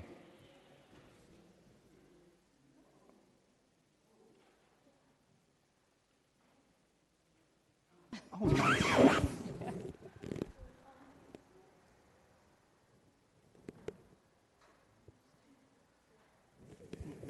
We have some gifts for you guys. Supervisor Dorsey. Thank you so much, colleagues. As part of this Latinx Heritage Month celebration, I today want to give a well-deserved commendation to recognize Lex Montiel.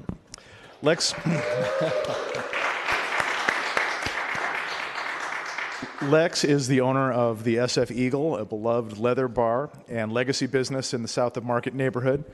For more than 40 years, the Eagle has served as a community hub. It has been a rallying point for diversity and a safe, inclusive space for all. As a gay supervisor who also represents the LGBTQ plus and leather cultural district, I think it's incredibly important for me to highlight the diversity and intersectionality of our communities and of our District 6 neighborhoods. Lex leads an amazing team that works very hard at providing fundraising opportunities and support for many nonprofit programs, which provide valuable and needed services to the Latinx community.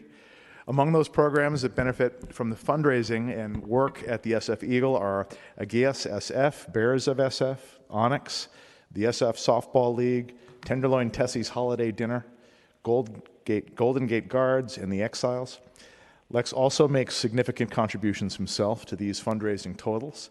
And as such, I want to extend my appreciation to Lex on the amazing and incredibly generous work he has done for the Latinx community and for our LGBTQ plus community.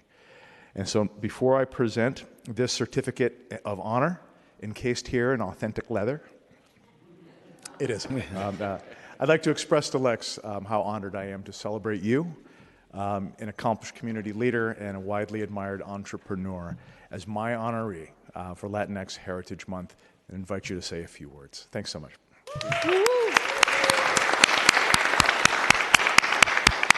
Thank you, Supervisor Dorsey. Thank you, Board of Supervisors, and the City of San Francisco. Has been an amazing place to land here 30 years ago when I first came over and started doing some small little businesses and eventually completed a fine arts career at San Francisco Art Institute. And when we came over to save the San Francisco Eagle, my business partner and I, Mike Leon, which he's also was in Latinx. Unfortunately, he's not with us anymore, but his heart and his mission is definitely next to me with the work that I do and perform every day, along with our fantastic and amazing staff that really is the core and pillar of the San Francisco Eagle and the base rock that I use to continue my work with the community. We're really proud to serve, every Sunday for 52 weekends every year for 10 years, nonprofits helping raise their funds for all of their missions, and we're really proud to be part of this. We're also proud to engage our LGBTQ community as well as everybody else in San Francisco, and we extend our work definitely to offer a safe space for everybody, and we definitely continue this work for the rest of our time. Thank you, Supervisor. Again, thank you, Board of Supervisors.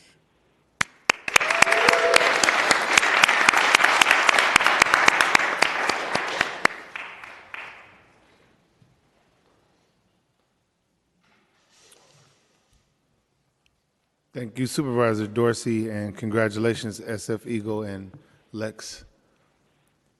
And as we are closing out this ceremony, I do just want to thank everyone to the public for attending to help us celebrate the leadership of the Latino community and all the great work that you all do for us here in this city. It was amazing to be able to celebrate with everyone.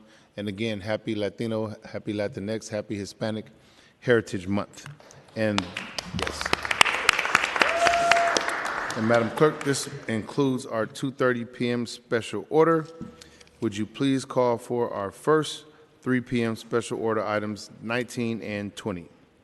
Yes, item 19 is a hearing of the Board of Supervisors sitting as a committee of the whole, and item 20 is an ordinance ordering the conditional vacation of portions of Higuera Avenue, Vidal Drive, Arbalo Drive, and Garces Drive, and certain San Francisco Public Utilities Commission public service easements, all within the Park Merced Development Project area, an approximately 152-acre site located in the Lake Merced District, reserving various easement rights in favor of the city and third-party utilities, and adopting the appropriate findings.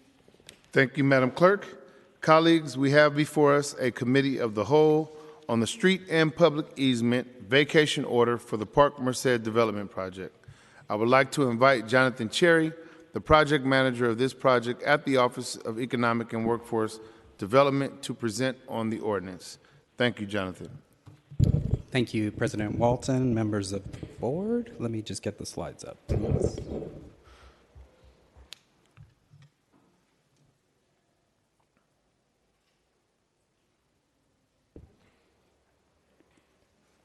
Okay, thank you, President Walton. Jonathan Cherry, OEWD, and I'm also joined in the chamber and on the phone by colleagues in the Department of Public Works. Today's hearing is being held in accordance with the California Streets and Highways Code to hear public testimony regarding the proposed vacation of certain street segments and public utility easements within Park Merced. So let me, excuse me, just figuring out the computer. So this legislation would implement aspects of Phase 1C of the Park Merced project. The development agreement approved the reconfiguring of certain streets with some areas of current public right-of-way exchanged for private land that will become newly improved public city streets. The Public Works Director has recommended conditions that must be met tied to the vacations, including certain easements and protections that will remain in place during construction and until new public streets are accepted by the city. And this legislation is very similar to an ordinance that was approved by the board previously for phases 1A and 1B. So slide 3 includes a summary of the Park Merced development agreement. I will not go into details here except to mention the last item on the slide, which is that the project includes a redesign of the car-centric 1950s street system with a focus on connectivity and safety for people walking and on bikes. And that approved street redesign is what requires the ordinance before you today. This project was approved some time ago. We're doing what we can to advance the project and the housing and community benefits that will come along with it. Just to orient you, this is a site plan of Park Merced. The project sponsor is currently working toward a start of construction next year on subphases 1A and 1B. Those subphases are shown in the top left and bottom right of the slide. Those subphases previously completed all of their subdivision actions. They have approved site permits for all 1,013 housing units, including 56 replacement units. Completion of subdivision actions for subphases 1C and 1D, which are shown on the screen in blue, including the street and easement vacations on today's agenda, is needed for the project to obtain construction financing and begin construction on phase 1. The tentative subdivision maps for phases 1C and 1D were approved by Public Works in June of this year, and approval of these street and easement vacations is needed prior to the board's consideration of final map motions for these subphases. Now, just to quickly walk you through what's actually being proposed. So slide 5 just illustrates the street segments shown in red that would be vacated. The areas that would be dedicated to the city as future public right-of-way are shown in green. And as you can see from the figures at the top of the slide, the city will receive more land in newly reconfigured public streets than it would convey as part of this street vacation. And on the next slide, we can see the SFPUC sewer and water easements that are proposed to be vacated. The city would vacate easements that will no longer be needed following construction, and in their place, non-exclusive easements would remain in place for any active lines until acceptance of new public utilities by the city, at which time these interim easements would terminate. The SFPUC Commission recommended approval of this vacation in May of this year. With that, I'll stop there. Thank you for your time. I'll be here for any questions along with Public Works staff. Thank you. Thank you so much, Jonathan. I don't see anyone on the roster for questions. Madam Clerk, can we go to public comment? Yes, at this time, the Board of Supervisors welcomes your testimony regarding the street and public service easement vacation order within the Park Merced Development Project. We will first hear comments from those present here in the chamber, and then we'll hear from those joining us remotely. To provide remote testimony, you will need to call the telephone number streaming on your screen. It is 415-655-0001. When you hear the prompt, enter meeting ID 2485-058-7354, then pound and pound again. Once connected, you will hear the meeting discussions, but you will be muted and in listening mode only. Press star 3 to enter the speaker's queue. When the system prompt indicates you have been unmuted, that will be your prompt to begin your comments. We are also joined today by our partners from the Office of Civic Engagement and Immigrant Affairs. I'll ask each interpreter now to introduce themselves and the instructions in language on how to connect to the remote system and provide public comment. For Spanish today, we have Arturo Cosenza, Agnes Lai for Chinese, and Raymond Boris in Filipino. Arturo? Buenas tardes. Buenas tardes, me llamo Arturo Cosenza y soy un empleado de la Oficina de Participación Cívica y Asuntos de Inmigrantes y estaré prestando servicios de interpretación hoy al español hasta las 7 de la noche. Para dar su comentario público, por favor, marque 415-655-0001, seguido por el código de acceso 2485-058-7354, más la tecla de numeral 2 veces. Luego presione asterisco 3 y antes de empezar a hablar, espere que el sistema le diga que su línea ha sido activada o you have been unmuted en inglés. Usted tendrá solo 2 minutos para dar su comentario. Gracias. 大家好，我係三藩市民政及移民辦事處嘅中文口譯員 Annis， 工作平台時將提供中文口譯服務。如遠程參與會議嘅公眾人士要表達意見，請撥打415-655-0001之後輸入會議 ID 號碼2485-058-7354，然後再按2次井號鍵。加入收聽會議之後，請再按先號加3號鍵排隊輪候發言。當你聽到提示音 You have been unmuted， 以取消靜音，即表示你隨時可以開始發言。公眾人士嘅發言時間不得超過2分鐘。現場參與會議公眾人士將會優先發言。多謝 ，Thank you。 Magandang hapon po. Ito po si Raymond mula sa Office of Civic Engagement, Immigrant Affairs, ang inyong katulong sa wikang Pilipino hanggang ikapito ngayong gabi. Para po magbigay ng komento, tumawag po 415-655-0001. Ang ating meeting ID po sa araw na ito ay 2485-058-7354. Matapos ito, pinagsimbolo ng pound 2 ulit para makasama at madinig ang pagpupulong.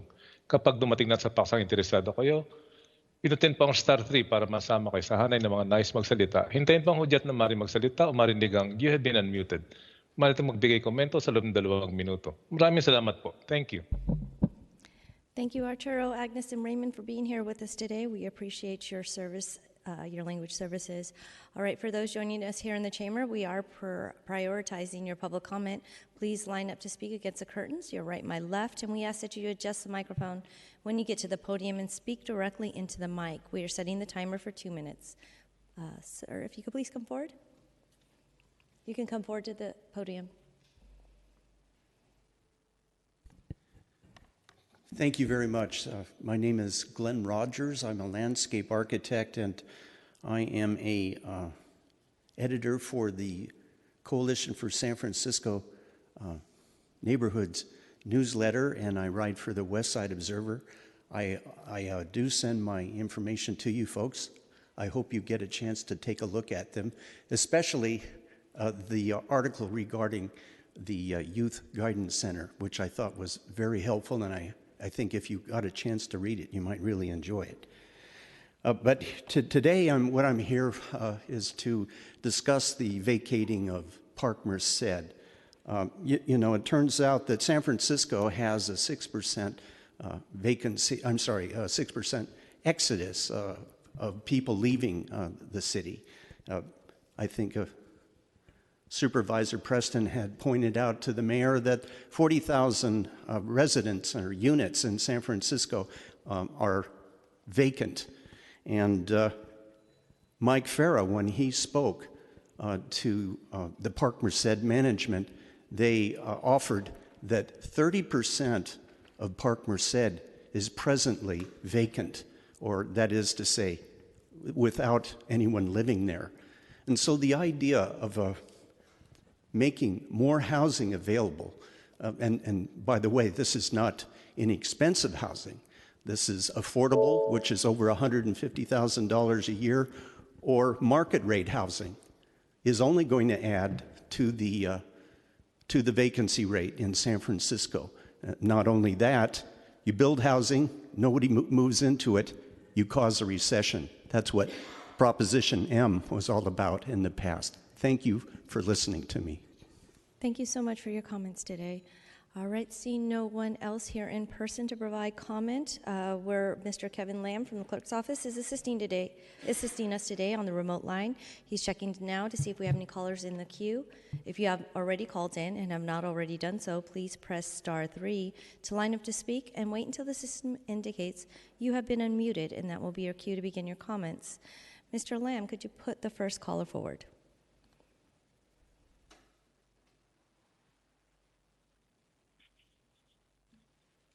So Supervisors,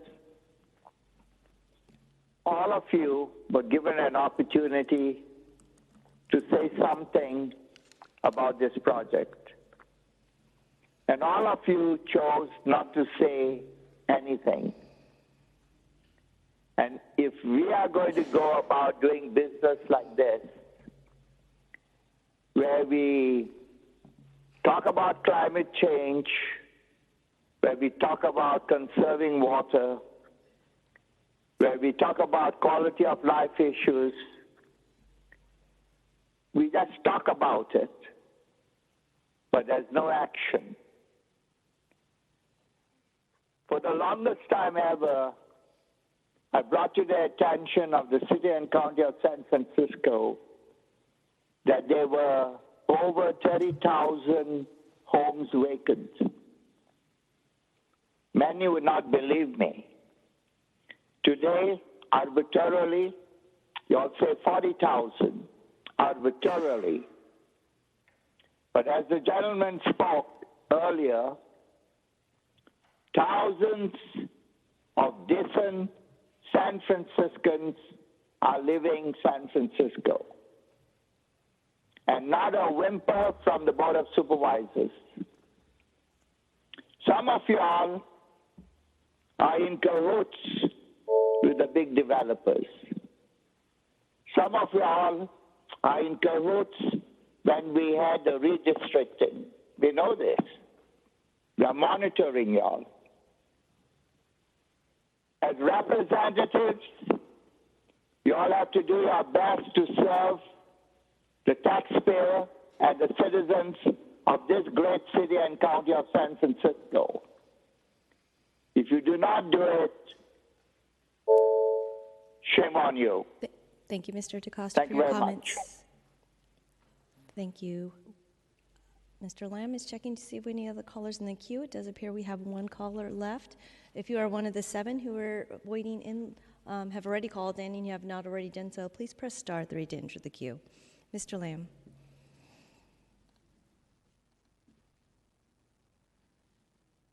Hi there. My name is Kunal, and I'm a student from UCSF. I just wanted to provide some comment on something that was spoken about earlier. I believe it was by Supervisor Mandelman, and he was talking about the care court implementation in San Francisco. So I was just kind of curious about that, and I was just wanting to ask about some more transparency found expansion of Medi-Cal coverage for the behavioral health treatments, the process of involuntary admissions, and some follow-up treatment for unhoused individuals to ensure To that the they don't caller, I return to the prior believe state. you may be, we're discussing the committee of the whole on the Park Merced projects, street and easement vacation order. Perhaps you're calling in for general public comment. If so, we will go ahead and put you back in the queue, and you can press *3 to enter the line at a later time. Do we have any other callers in the queue? Madam Clerk, there are no more callers in queue. Thank you, Mr. Lamb. Mr. President.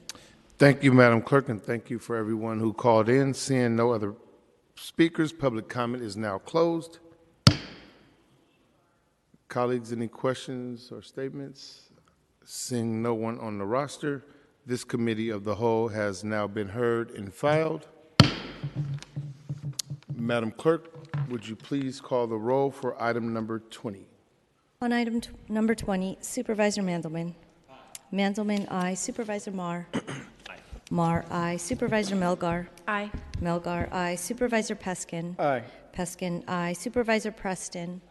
Preston, aye. Supervisor Ronan. Ronan, aye. Supervisor Safai. Aye. Safai, aye. Supervisor Stephanie.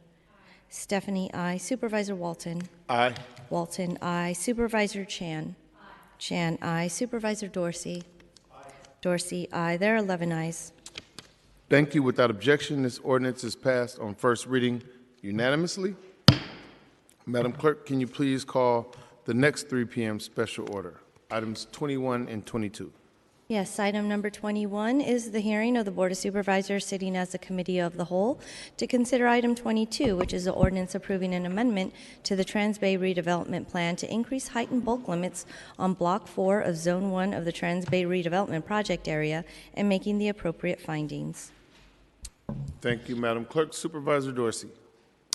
Thank you, President Walton. Colleagues, my office has been in communication with the Office of Community Investment and Infrastructure, and there are some technical issues with the project that are causing delays, and for that reason, OCII is recommending that this committee of the whole hearing be continued.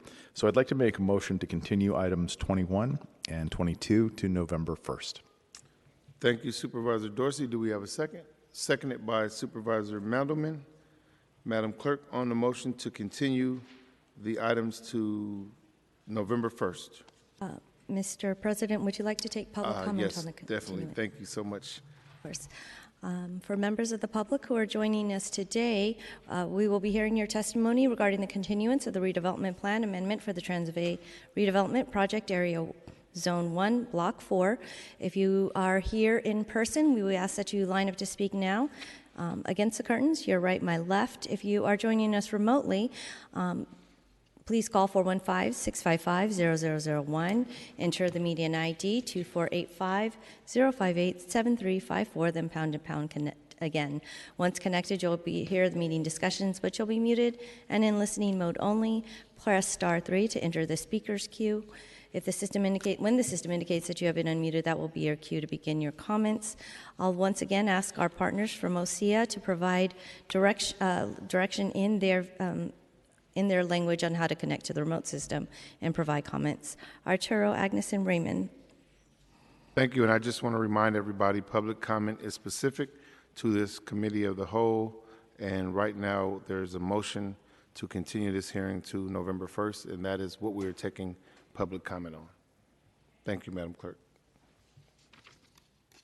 Buenas tardes, me llamo Arturo Cosenza, soy un empleado de la Oficina de Participación Cívica y Asuntos Inmigrantes y estaré prestando servicios de interpretación al español hoy hasta las 7 de la noche.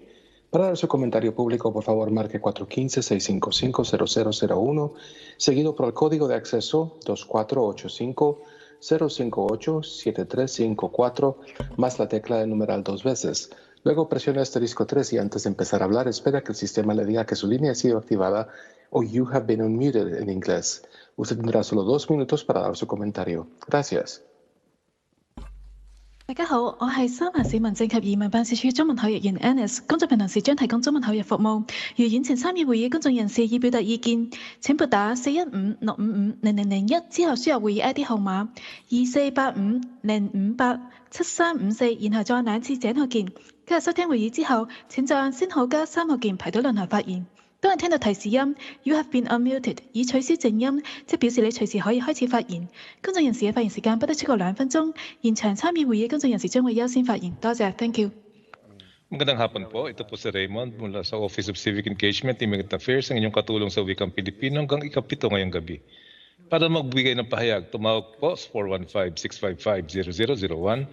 Ang ating meeting ID sa araw na ito, 2485-058-7354.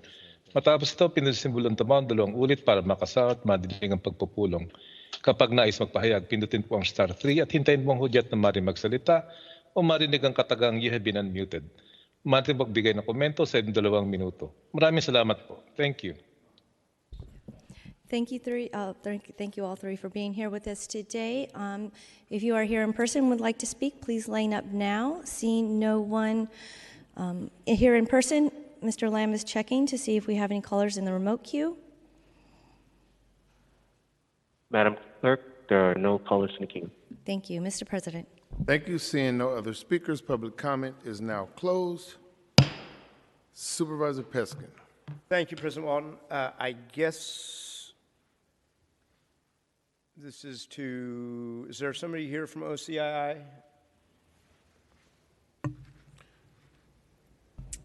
We do have, they are remote. I do see Elizabeth. Yes, Elizabeth Colamello from OCII, Housing Program Manager. So it is my understanding with the executive director of OCII that this is due to some financing constraints, likely not ready until December or January. So I'm wondering why you're asking to continue it to November if it's not going to be ready until December or January. Elizabeth? This is the same thing that happened in land use yesterday, which was all of these items appeared on our calendar and it wasn't ready for prime time. And so I just want to, instead of continuing this to a date that we're not ready for, when I'm being told that it's not likely to be ready and the financing issues are not likely to be resolved until December, why we're continuing it to November 1st. Understood, yes.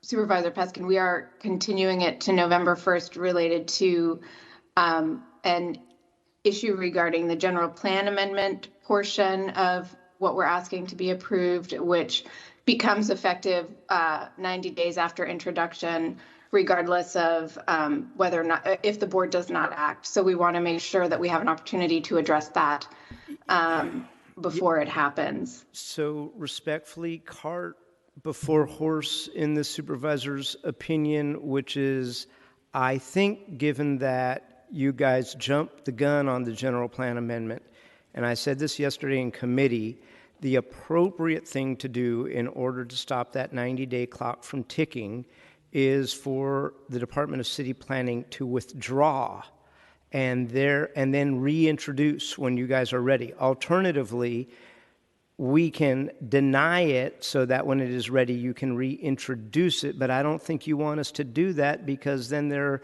under the law, is a period of time which you have to wait before you can reintroduce it. So rather than playing this kind of silly game, given that you have just acknowledged what Thor acknowledged, which is it's not ready for prime time yet, I think the right thing for you to do procedurally, rather than waste this board's and this land use committee's time, is to withdraw the general plan amendment. When it is ready, reintroduce it. I have no issues with the project. I was fine with it, whatever it was, a decade ago, and I'm fine with it now, but procedurally, this is just, it's not ready yet. So withdraw the general plan amendment would be my respectful suggestion. And then when it is ready, reintroduce it, and then presumably this board will approve it. For what it's worth.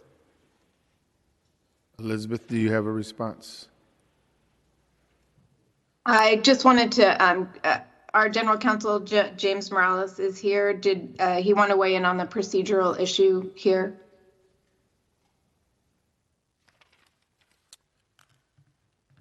Good afternoon, Jim. You're on mute.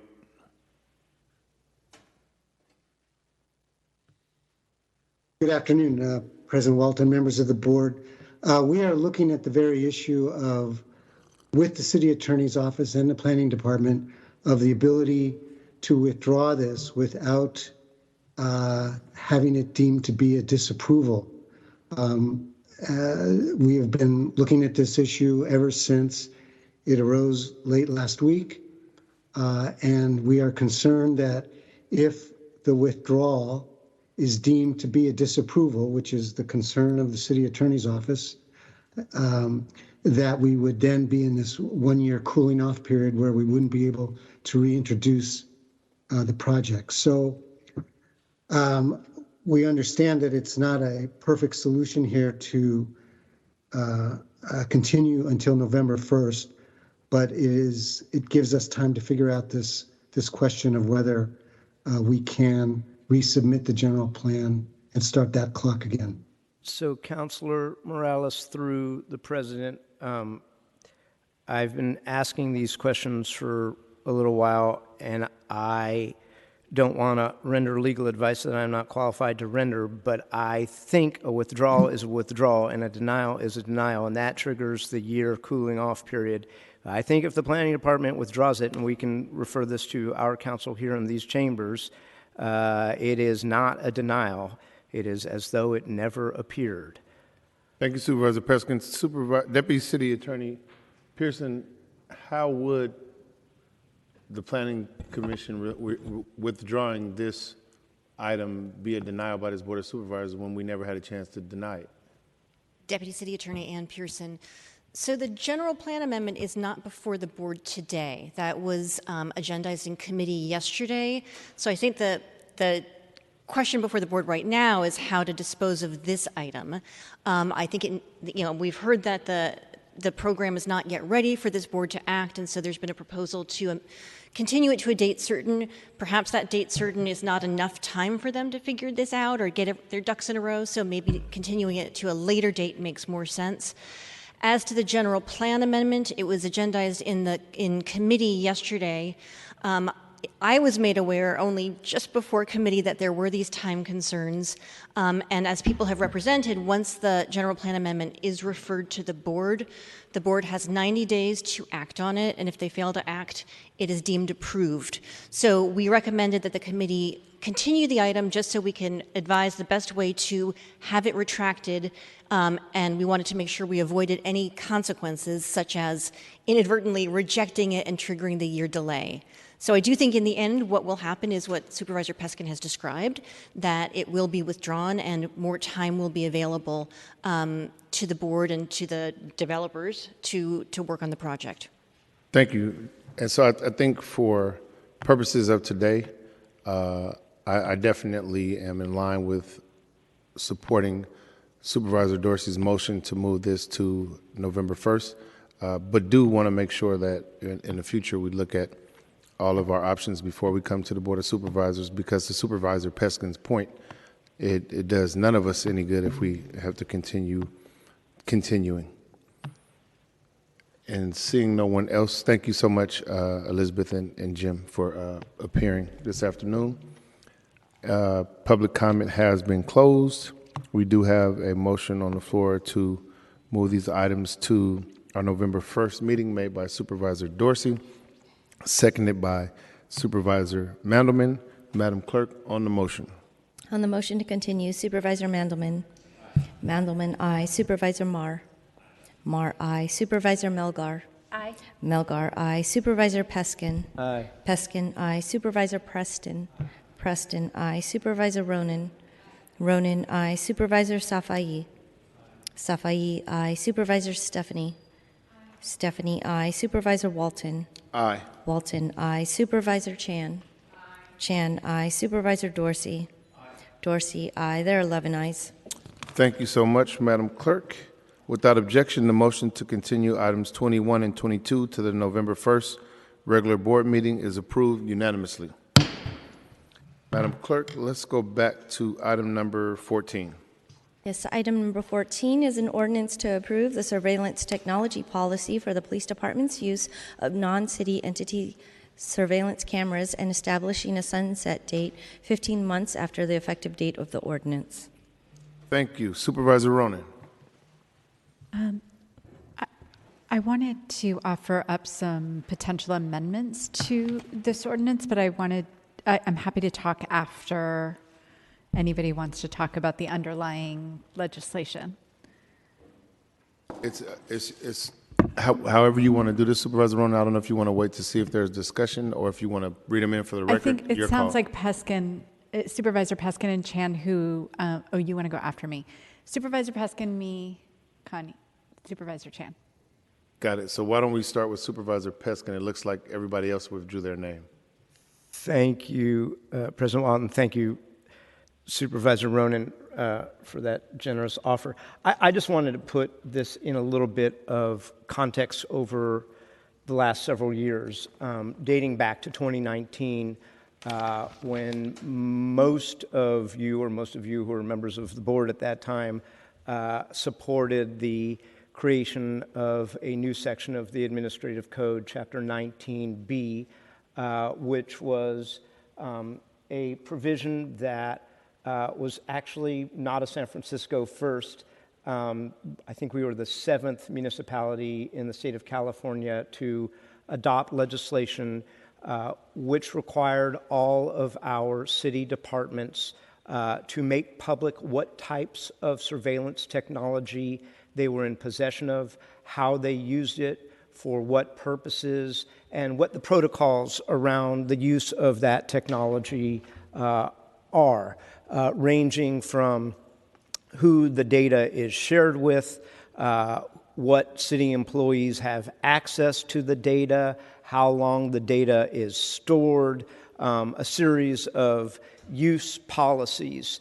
And over the intervening years, albeit we had a little bit of COVID and a little bit of a shutdown in all things in the middle of it, some 24 departments have brought us dozens of use technologies about surveillance equipment that I don't think any of us knew we had.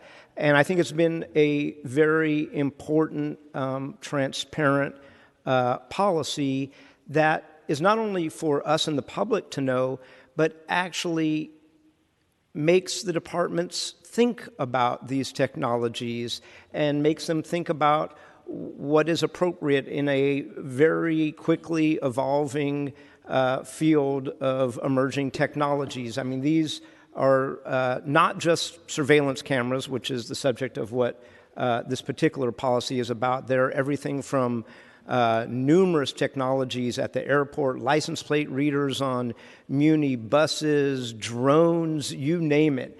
And we have, after each and every one of these policies, through the good works of the City Administrator's Office and the Committee on Information Technologies vetting, have then, pursuant to Chapter 19B of the Administrative Code, reviewed those policies and heretofore have approved each and every one of them. And there are many, many forthcoming. As a matter of fact, I was speaking to City Administrator Chu, and we are about halfway through.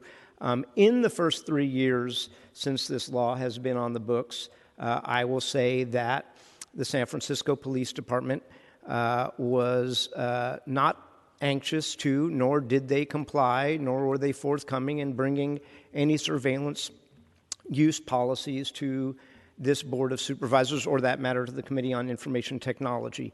You will recall that something else happened, which is that the mayor, I will say at the behest of the police department, instead introduced a ballot measure that would have amended the law that we passed in these chambers. I, with a number of your signatures, introduced a competing ballot measure. And as I said on a number of occasions, cooler heads prevailed. Both ballot measures were withdrawn.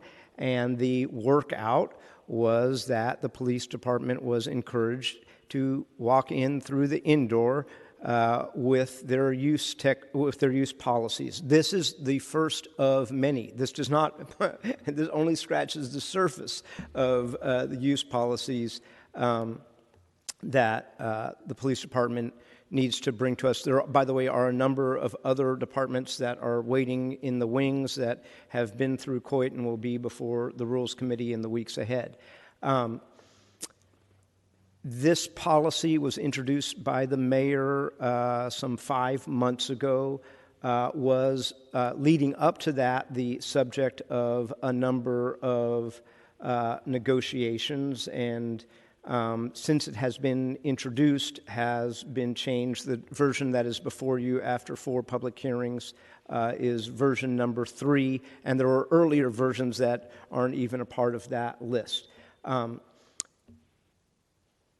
As I said in committee last week, what we have been endeavoring to do in our evaluation of this use policy is to balance the very, very important, fundamentally American values and rights to privacy in the public realm, to protect our civil liberties, and to allow law enforcement to, with rules, utilize certain technologies to make San Francisco safer. I think that has been what we have all been trying to get to. As I said the other day, is this perfect? Probably not.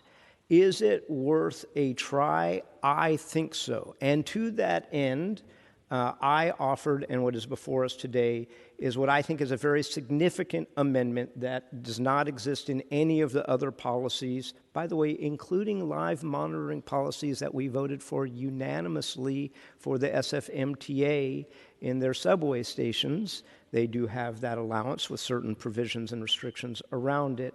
But in this case, what I suggested, and the committee unanimously agreed to this amendment, was a sunset of this use policy to allow the Board of Supervisors to consider 1 year's worth of data. And so you'll see it is actually a 15-month sunset, because if we approve this policy and the mayor signs it, it doesn't go into effect for a month thereafter, and they need to accumulate a year's worth of data, and we need time to analyze that and make whatever decision we make, which could be extend the existing policy for a period of time or forever, or to modify that policy, or to allow it to terminate and not be renewed. Those are our options. This, as I said earlier, is for the use when voluntarily agreed to by third parties of surveillance, security, call it what you will, cameras. So that could be a homeowner, that could be a shopkeeper, and yes, that could be our community benefit districts, many of whom have cameras outside that are, in essence, privately owned. There are really 2 buckets that I think bear our attention. One is what is clearly a historic practice, and that is the utilization of historic footage, i.e., there are cameras, whether they are publicly owned or privately owned, that people access, not only law enforcement, they have been used by the public defender to exonerate people accused of crimes, but this is data that has been collected, that people have privately made available at the request of law enforcement for many, many years.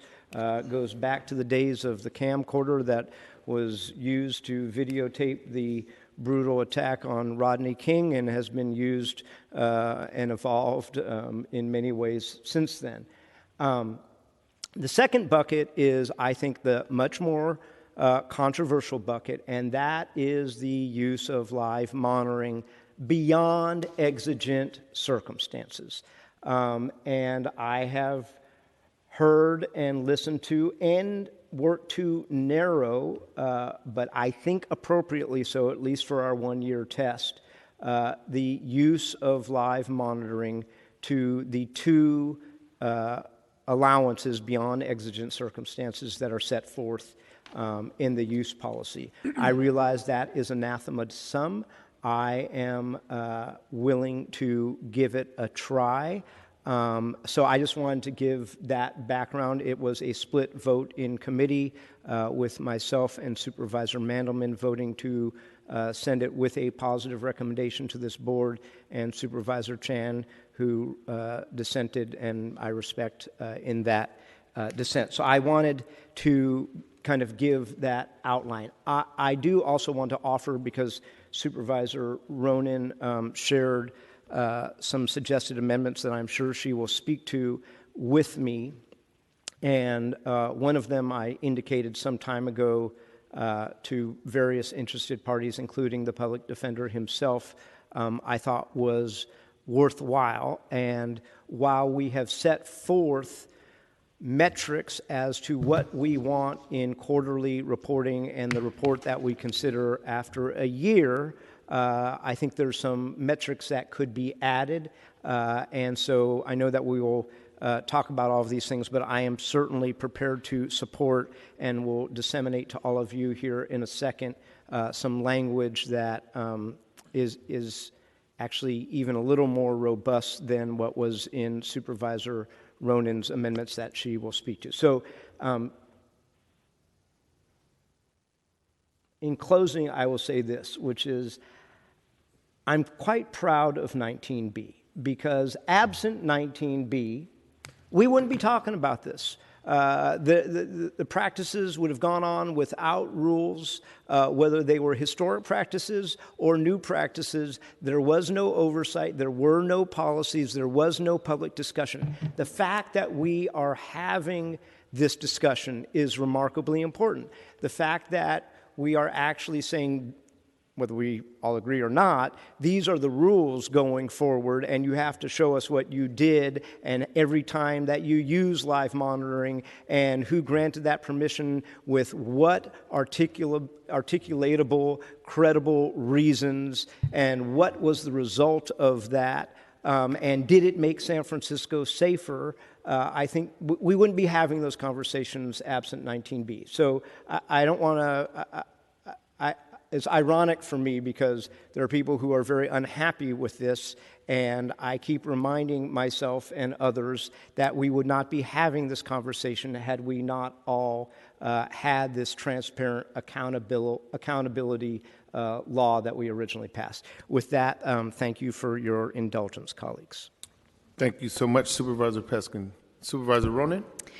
Thank you, President Walton, and thank you for grounding us in that history, Supervisor Peskin. That was really helpful. I also am very proud of the work that you and your staff, Lee Hepner, did creating Chapter 19B. I think it's a very significant piece of legislation and is prompting these policies and these discussions that we should be having here at the Board of Supervisors. Technology is developing at such a rapid rate and involves so much surveillance at the same time that politics, especially at the national level, is becoming increasingly, and I don't think this is an exaggeration, fascist, right? There have been politicians in office, including a president, who are taking this country down a fascist path. And there are currently people in Congress and candidates every day that put out campaign videos, that would blow your mind, that you could not have imagined decades ago, that these people are seriously running for office. You have a Supreme Court that is famously or infamously eroding our right to privacy in so many ways, including taking away our right, which was a right established under the right to privacy in the Constitution, to make our own reproductive choices. We carry around these phones willingly that are surveilling us 24 hours a day. We make purchases online that we don't even know who is surveilling that data and what they're doing with it. We have, music players in our houses that record everything we say. I mean, everywhere we go, we are surveilled. And not that that's ever a good thing. There's been famous books, 1984, written about societies where this happened and you couldn't do it. There's been fascist societies that we can look to where your every movement could land you in jail because you disagreed slightly with the government. I mean, these are not theoretical dangers. These are real dangers that have thankfully not happened here to the most extent. I mean, we could talk about COINTELPRO in the 60s, but right now we're at this critical juncture where do we want to give the state, do we want to give the police department more power to live feed First Amendment activity in the streets when with these loosey-goosey circumstances that are placed in this law? A couple things. Under exigent circumstances, if there is a credible threat that a crime is being, or a credible knowledge that a crime is being committed, or that there is imminent threat to life and safety, my answer would be yes, we should let them. That exigent circumstance, yes, police should be able to access live feed to prevent the loss of life or safety. But these significant events, in order to best establish how to deploy officers, that is not a power that I feel comfortable giving, especially under the circumstances that I've laid out. It feels to me like we're yet again giving away more power for in this case, the police department to surveil our activities when we're expressing our opinion against the government. And that's becoming a scarier thing to do in this country. And so this does not sit well with me at all. I had a conversation with Chief Scott about this. I explained to him, because I have a ton of respect for Chief Scott, and I think under his leadership, he would probably use this power in a really responsible way. But how long is Chief Scott going to be the chief of the San Francisco Police Department? We don't know these things. And so from a policy perspective, we should be creating protections in our laws that think about what's happening to our future, what is the ambiance in government, how much should we be protecting the rights of San Francisco citizens to their privacy. And safety has often been used throughout history to get people to willingly give up their right to privacy. And I think we need to not give into those scare tactics and instead be really thoughtful about this and really thoughtful what we're doing here. So like Supervisor Peskin said, there are two amendments I'm offering. The first, and also I want to agree that when a crime has already been committed, the police gaining access to private footage that has evidence of that crime, that in my world is acceptable. We should continue that practice. I don't have a problem with collecting evidence of past crimes happening through third-party footage. I also don't have a problem, and I'm just going to reiterate this a second time, in exigent circumstances for police to go into live feed to protect life or safety. But absent and exigent circumstances, I do not believe police should be able to use live feed surveillance for those purposes. So the First Amendment that I'm offering. It's on page 2, lines 23, page 4, lines 18 through 20, and basically I'm just removing the significant event with public safety concerns. That language, I mean, any significant event has public safety concerns. I mean, just the amount of people, the heat, the people getting trampled. I mean, that's pretty much saying the police can surveil all live events, and that makes me incredibly uncomfortable. The second amendment is the one that Supervisor Peskin talked about. If he wants to make it even stronger, fantastic. Basically, the idea is, if that amendment doesn't pass, if this piece of legislation goes forward, then at the very least, we should have an independent auditor really take a close look at what happened over those 15 months, what type of significant events were surveilled, what was the outcome, was anybody arrested, et cetera, were people's rights infringed upon, et cetera, that can be done by a third-party expert, by the controller, by the BLA. And the amendment I proposed is, on page 5, lines 16 to 19, on line 6, lines 2 through 3, on line 6, lines 5 through 11, and on page 6, lines 11 through 15, more or less. So, colleagues, I'd love to have a vote on those two amendments. If they pass, I will be voting to support this ordinance.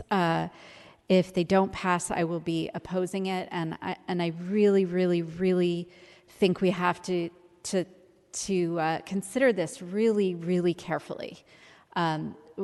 We're not living 20, 30 years ago. We are living today, when we had a president that was, had no problem trampling on every single right enshrined upon us in the Constitution. And there's a lot of leaders in Congress that are very, very, very scary. Thank you. Thank you, Supervisor Rowan. Do we have a second on the amendment? Seconded by Supervisor Chan. Supervisor Chan. Thank you, President Walton. And I first want to thank Supervisor Peskin for all the work that he has done on this legislation and on this policy.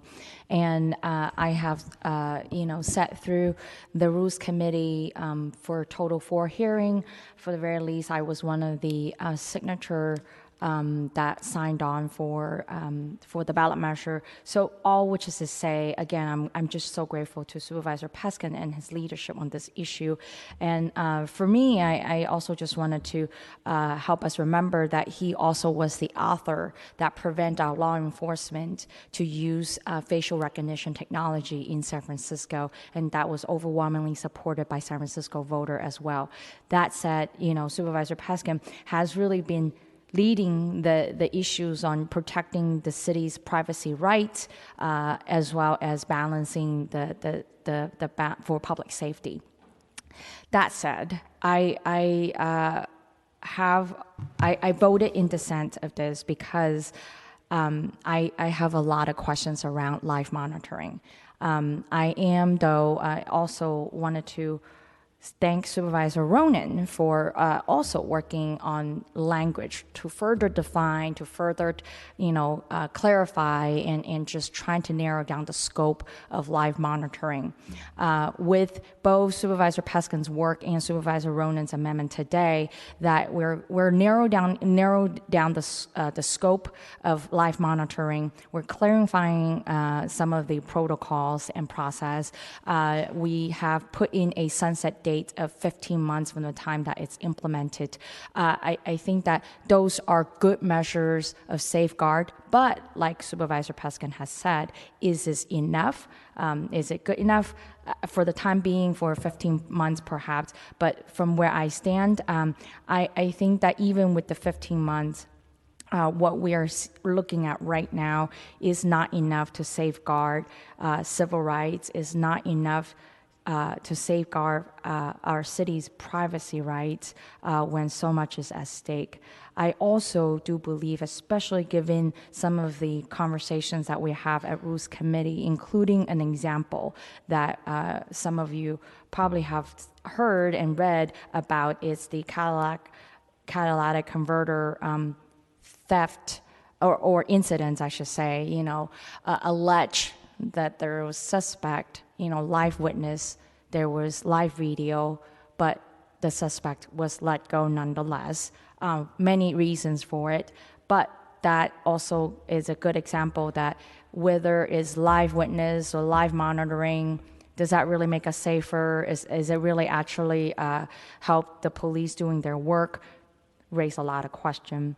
That there is the existing legal process, though, that allowing the police departments to get a warrant when a crime has committed, that they could actually obtain the footage so that they can investigate and arrest. Also, during the Rules Committee conversation that I have expressed, and I would like to express here as well, is that when compared to live monitoring or surveillance, nothing really beats community policing. Having our police officers on the streets in our community and actually being part of our community and deterring crime in person.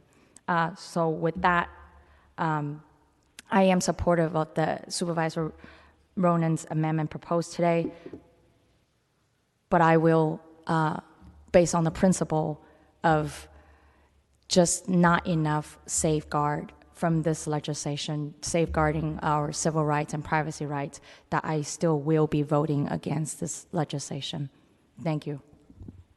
Thank you, Supervisor Ronan. Supervisor Safai. Thank you, President Walton. I just want to give a little bit of my own perspective in terms of this and how I'm approaching it and why I'm a co-sponsor of this legislation.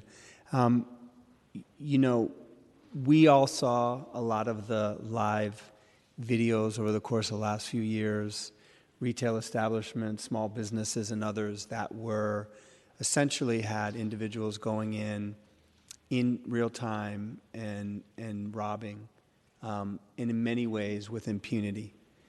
I saw that and I started to get a lot of notices from my own constituents during the summer of 2020, a little bit after COVID began. Some of the stuff I saw on social media didn't seem to be something that actually seemed as though, was this beginning to be a pattern? Was this real, a real epidemic, or was it something that was a one-off? Went down to visit some of the small businesses on Geneva Avenue, and in real time saw 10 individuals come, walk into the Walgreens while one stood outside, and within 2 minutes, they all walked out with their bags full, high-fiving, running down the street to get on the Muni without paying, and took off. This, to me, signaled a departure from many of the things that we consider normal behavior in civil society. We had a hearing in the spring of 2021. We asked a lot of the businesses to come and talk about what they were experiencing. And in many ways, it's hard to hear, but some of them felt that San Francisco was, at the time, in some cases, had grown to be one of the epicenters of organized retail crime that was happening in the country. This was real. This was happening on a daily basis. We heard businesses say individuals were walking in, walking out from multiple stores all over the city, filling orders that valued at thousands and thousands of dollars with impunity. We put together an organized retail crime working group after that. I'm very happy Chief Scott chaired that with me, along with NAACP, along with organized labor, along with the California retailers. And we set out to really come up with some real solutions, one of which was 10A. Thank you for all of you that supported that. That's beginning to be implemented now, and we're starting to see some positive impact of that. We talked about and worked with Supervisor Ronan and the mayor's office on the permitting for street vendors and seeing how day one, it had a dramatic impact in the mission. Thank you, Supervisor Ronan, for your diligence on that. And then the third thing we talked about was access to video surveillance. I know no one needs to be reminded what happened a week before Black Friday in Union Square, where millions of dollars worth of goods were taken. There were 3 or 4 police officers that were able to respond in real time, but this was all being seen on live video footage. And so, this is not, in my opinion, this is something that will be utilized in San Francisco first and foremost as a deterrent. We have been committed in this city to all different types of justice reform and reforming our policing system. And I think we've seen the engagement from our police department, we've seen the engagement from our public defender, our district attorney, all of that. And we've seen some really good reform in terms of justice reform. But what has happened over the last couple of years, and it is very obvious, criminals are very, very organized. They are very, very knowledgeable of our laws, what we have in existence, and what they can exploit. They know our police officers are ordered not to engage and chase via vehicle only under very extreme circumstances. They know that there's not live footage monitoring of many of the activities that they're involved in. They know that they can come in and not be pursued because there's a shortage of officers and security guards in many of these instances. So, I want to thank Supervisor Peskin. I'm glad we did the original legislation that we did. And let's be honest, we are putting forward a temporary piece of legislation that went through a massive public vetting, that went through the appropriate channels. And if it is not working or in any way was being abused, we can immediately come back and amend. Isn't that right, Supervisor Peskin? We can amend this legislation the minute it is implemented if it were being abused. So I have all the confidence in the world. We sat in committee. We got 3 pages or more from the police department, very detailed description on the implementation in the circumstances under which, how they defined public safety concerns, how they defined how the video footage would be stored and utilized, how the investigations would be put together. I have all the confidence in the world that this is the right piece of legislation today. I do know, and we've all seen the reports, that crime has risen to be one of the most important issues for the citizens of San Francisco. It is our duty and obligation to come forward with something today that is responding in a thoughtful way that will act first and foremost as a deterrent. We want to deter this activity from happening in our city. So I'm happy to be a co-sponsor. I take very seriously the issues that Supervisor Ronan and others have brought up. I think that is why we have the monitoring. I think that's why we have the reporting. And that's why we're working in partnership with our police department, police commission, and all of the different bodies that will be implementing this to ensure that it's done appropriately. Thank you. Thank you, Supervisor Safai. Supervisor Dorsey. Thank you, President Walton. Last November 19th, San Francisco was among a number of jurisdictions in the Bay Area that over the course of that weekend saw a number of regionally orchestrated commercial robberies at high-end stores. This was national news. I think San Francisco, as it often does, was as a global brand and punches above its weight class in terms of population. This was something that got a lot of national attention.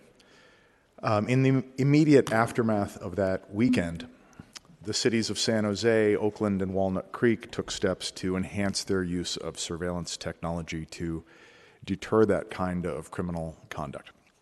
And they did so almost immediately. And we are here in San Francisco 10 months removed from that weekend as we debate this. My concern is not the existence of thoughtful guardrails on the use of surveillance technologies, and I share my colleague Supervisor Ronan's concerns about what we're seeing nationally. We should be concerned about both the pace of surveillance technology and how it may be used by governments that are losing confidence at the federal level. My concern isn't the existence of the guardrails, it's the relative differences among local jurisdictions to respond to regionally orchestrated crime. It should not be easier to get away with crime in South San Francisco than in San Francisco. And my wish is that the advocacy of the community, the civil liberties community, would be focused on Sacramento and the state level so that we could all be on a level playing field. That said, I do appreciate the leadership of Supervisor Peskin and others to hammer out something that works for our police department and that thoughtfully balances the concerns. But after 10 months of weighing this and debating it, I am comfortable with the deal that has been struck by Supervisor Peskin, and I'm going to be supporting that. And I will be opposing the further amendments. But I do think this is something that my wish is that we be mindful of what we need to do in our city to protect our businesses and our tourism from these kinds of problems that I fear we may not be doing as good a job as we can to address. Thanks. Thank you, Supervisor Dorsey. Supervisor Mandelman? Thank you, Mr. President. I will attempt to be brief since we are all going to speak on this, but I do want to extend my thanks to our chair, Peskin, for working with the police department and the mayor's office over this year-long period. I think that where they got is good and has the right set of guardrails in place, and I'm happy to support the amendment that he is proposing today. I also think it says something about the ability of us to work things out in city government to get the work of the people done without having to go to the ballot. Stands in contrast to some other issues where we haven't been able to do that, but I think this is one where we're getting it done right. I share the anxiety of colleagues and others in the world, at least in San Francisco, about what happens if Donald Trump or another fascist is elected president of the United States, and how surveillance technology could be misused by an overweening government bent on surveilling its population for illegitimate purposes. But I think we need to look at the dangers and challenges and problems for San Francisco residents and businesses and visitors right now here in this city. We have a police department that is understaffed to the tune of probably about 500 officers, and that number is growing. We have technology that we can use responsibly and with appropriate guardrails that will allow our understaffed police department to function more effectively and address challenges that are facing us not in the future but in the here and now. And I think that's what this policy does as it has been crafted. So I will be supporting it. I will be supporting Supervisor Peskin's amendment, but I will not be supporting the other amendments. Thank you, Supervisor Mandelman. Supervisor Marr? Thank you, President Walton. And I also want to start by just thanking Supervisor Peskin for all of his work on creating the Article 19B and the framework for us to be having this discussion, this important policy discussion right now at the board, and also to ensure that the city departments have very thoughtful and appropriate policies in place to utilize the new and developing video surveillance technologies. I also really appreciate that the board and the mayor are working together through the legislative process instead of another policy fight being pushed to the ballot. I do support the use of technology and new technologies to as additional tools to keep our neighborhoods safe and our city safe with appropriate guardrails. I do support the ordinance, and I appreciate all the work that has gone into this, with the mayor's office and the police department and Supervisor Peskin and the Rules Committee on the amendments that have already been made. I feel like those all help to strengthen, the original proposal and ensure that that we are creating the proper rails for this.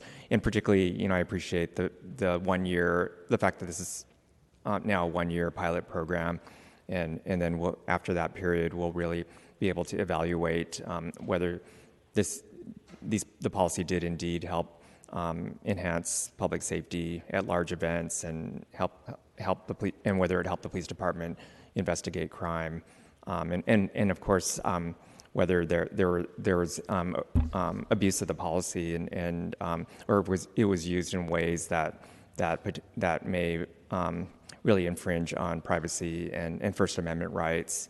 So I do think that the legislation as amended, strikes a good balance here, protecting both public safety and civil rights. And I do support the additional amendment. I think that Supervisor Ronan described or presented, and I think Supervisor Peskin mentioned he might have something a little different that strengthens the reporting requirements, because I think that the more data and reporting that we have during the 1 year pilot period, the better we'll be able to evaluate this important new policy. So, thank you. Thank you, Supervisor Marr. Supervisor Preston. Thank you, President Walton. I agree with some of the comments I've heard and disagree with some. I'll try to address them briefly.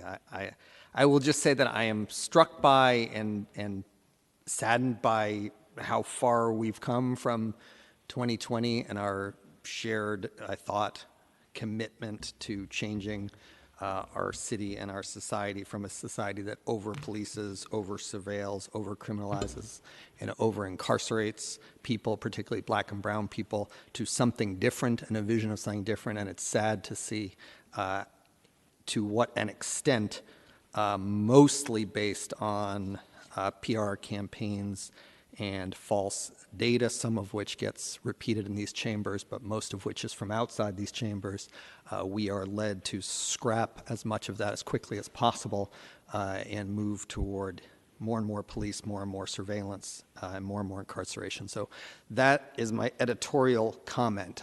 Coming after when I hear about understaffing, I realize we, as a body, handed $50 million extra in increases to the police department this year with no real showing of need because they were so supposedly understaffed. Now that same reasoning is not only do they have to have the $50 million extra to staff up, but also they have to have dramatically expanded surveillance rights because they're theoretically understaffed. That doesn't really resonate with me.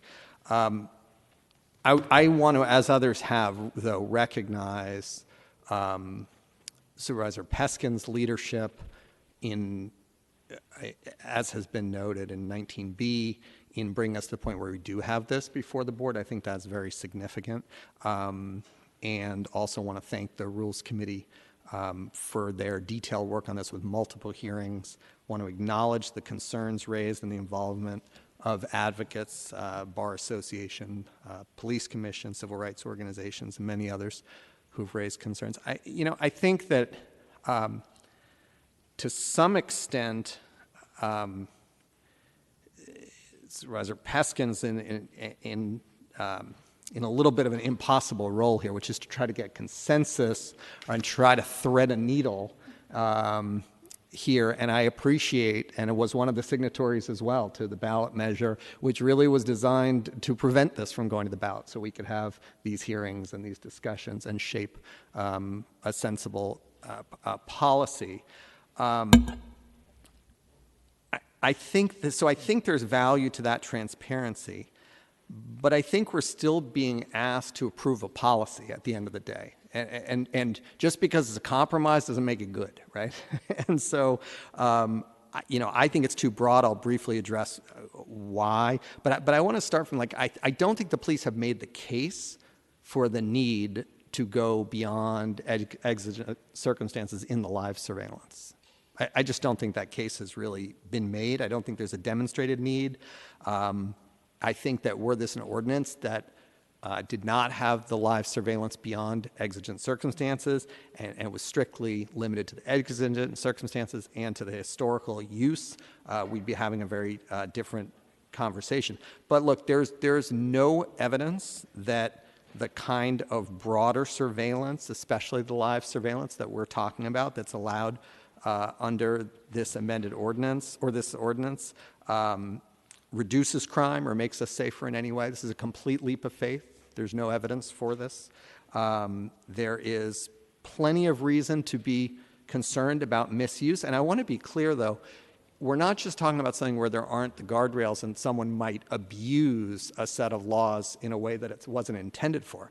Like, we're actually looking at a law that, despite all of the care that's been given to come to a compromise that the police and the mayor and the board and everyone can hopefully live with, allows very sweeping, even on its own terms, without being quote-unquote abused, would allow live surveillance, access to live surveillance of most any block, ongoing live surveillance. So Supervisor Ronen's amendments deal with the First Amendment situation and the concerns around gatherings, protests, and surveillance there. I am concerned as well, equally concerned about the other provision that allows for surveillance in connection with essentially any felony or misdemeanor investigation. Captain of any police station in this city decides that there's a misdemeanor happening on a block that they want to, and signs and says, consistent with investigating that misdemeanor, I need live surveillance of that block. That's not an abuse of this ordinance. I mean, that's what this ordinance authorizes. That is really concerning, and I think is significantly broader than it should be. And I will just say that I just haven't seen the case for needing to go, when it comes to live surveillance, to go beyond the exigent circumstances. If you did that, just limited to exigent circumstances, and you allowed the access to historical, which is, in other words, in building the case against someone, you could get the footage. I don't see the need to go beyond that. It really, that case has not been made, in my opinion. So I agree with a lot of the concerns that advocates have raised, and I think it is too broad.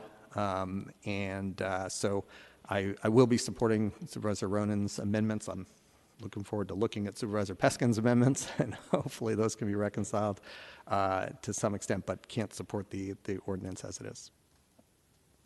Thank you, Supervisor Preston. Supervisor Stephanie? Thank you, President Walton. And I do want to thank Supervisor Peskin for leading this discussion and presenting it in a way that we are able to balance the right to privacy, which is extremely important, as Supervisor Ronen alluded to, and of course the need to keep people safe.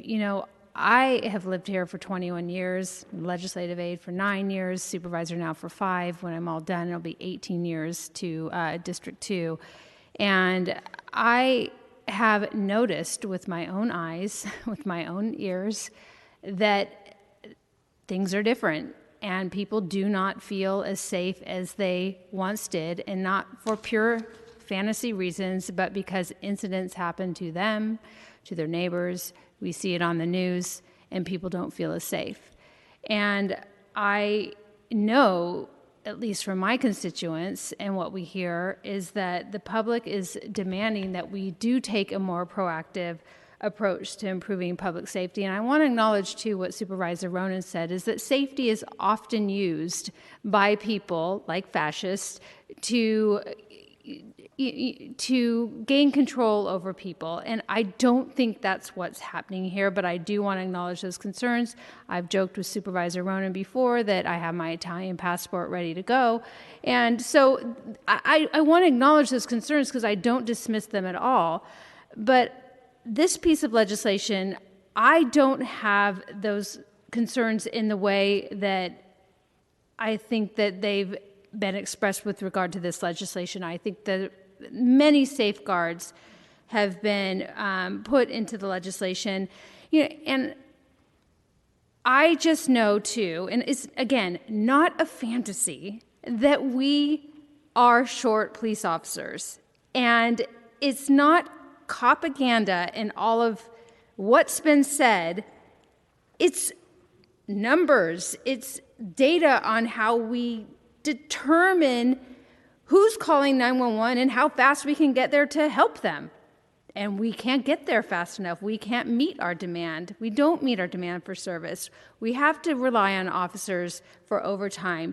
There are so many things that we could be doing as a police force that we don't get to do because of staffing shortages. And those involve things that we all ask for, like footbeat patrols, building community, all of the things that we want our officers to do and they should do, we cannot because we don't have the officers. And just for comparison's sake, per 10,000 residents, we know New York has 42, Chicago has 44, DC has 61, and we have 22. That makes a difference. Those numbers have real life consequences. And I'm not saying that's an excuse to then surveil everyone, because that's not what we're doing here.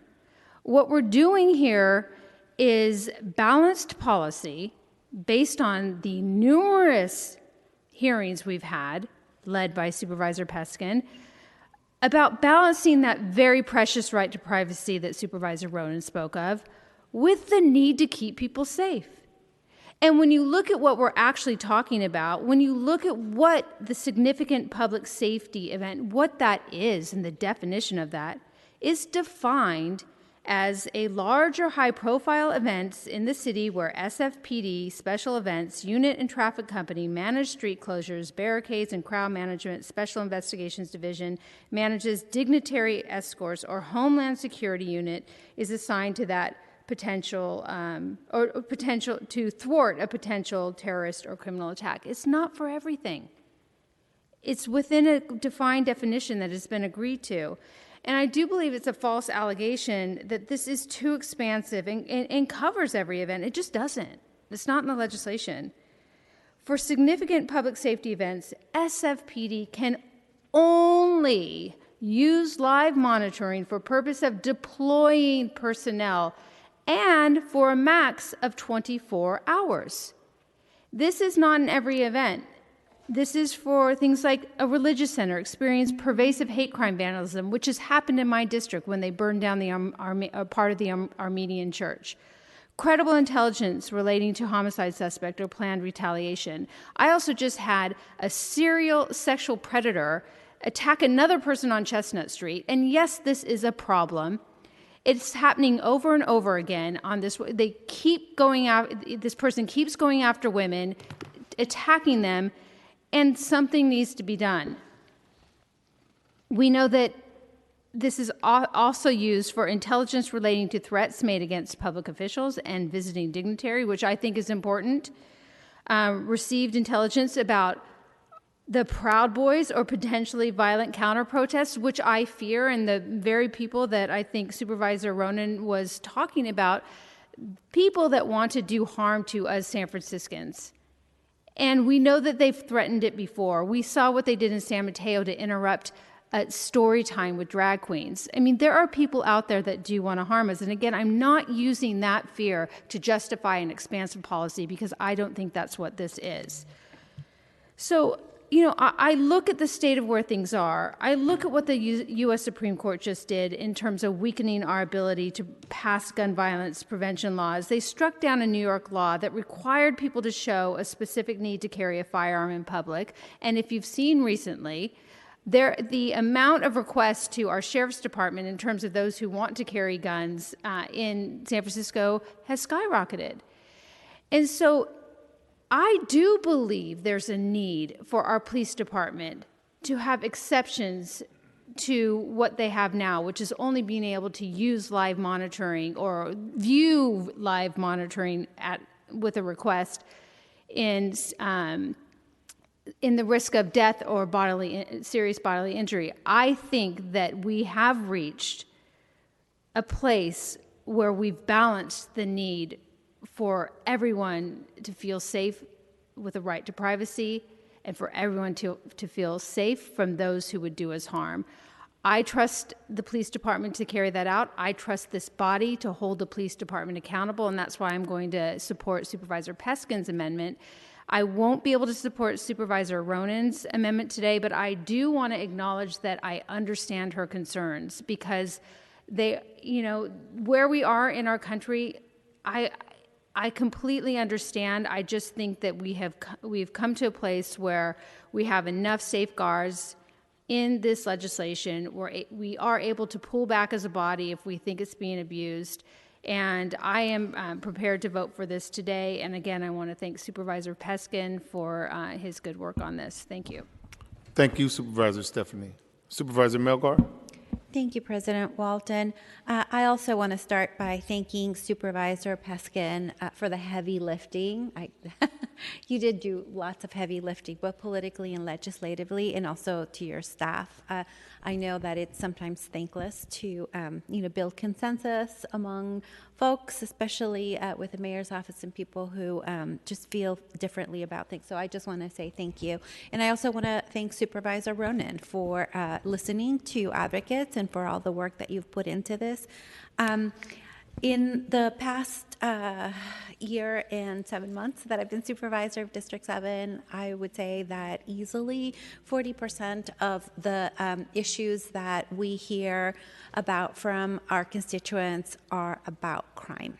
And specifically the rise in property crime in District 7. During the pandemic, some of the more difficult things that we experienced were on commercial corridors. It affected our small businesses that were barely hanging on, despite our efforts to support them and to have folks be able to use outdoor public space to serve their constituents for restaurants. But nevertheless, the steep rise in property crime did cause several businesses to go under, couldn't afford to keep their doors open when people were breaking in. So I, perhaps feel a little differently about our use of technology than some of my colleagues. I think technology on the whole has made our lives better. Is just a tool. And despite not always, to Supervisor Stephanie's comments, I don't always trust our police department. But I think that the issue here is not to restrict surveillance technology. It is to reform those aspects of our policing that we don't think are appropriate for modern times. So also, it occurs to me that a captain of a precinct can right now set up on a block, Supervisor Preston, to your comments. If surveillance is needed by a police officer, they can send a police officer to that block. And it is, to me, a little less intimidating to have a camera there than to have a police officer. So I think that I will be supporting Supervisor Peskin's amendment and supporting the legislation as amended. Thank you. Thank you, Supervisor Melgar. Supervisor Peskin? Thank you, colleagues, for all of the plaudits. I don't actually think they are deserved, but I am indeed trying to make the best of it and clearly have not reached consensus. Insofar as Supervisor Ronan's amendments that have been made and seconded, interestingly enough, only would remove one of the three authorized uses around significant events, which, as Supervisor Stephanie correctly stated, we limited to the sole purpose of troop deployment in major events, and did so in a back and forth with the police department. And I would like to afford the police department the opportunity to address that specific issue. I actually thought it was number 3 that was going to be the more controversial issue, but Supervisor Ronan's amendments actually keep those in. So I would like to afford Ms. Stevens from the police department the opportunity to address number 2.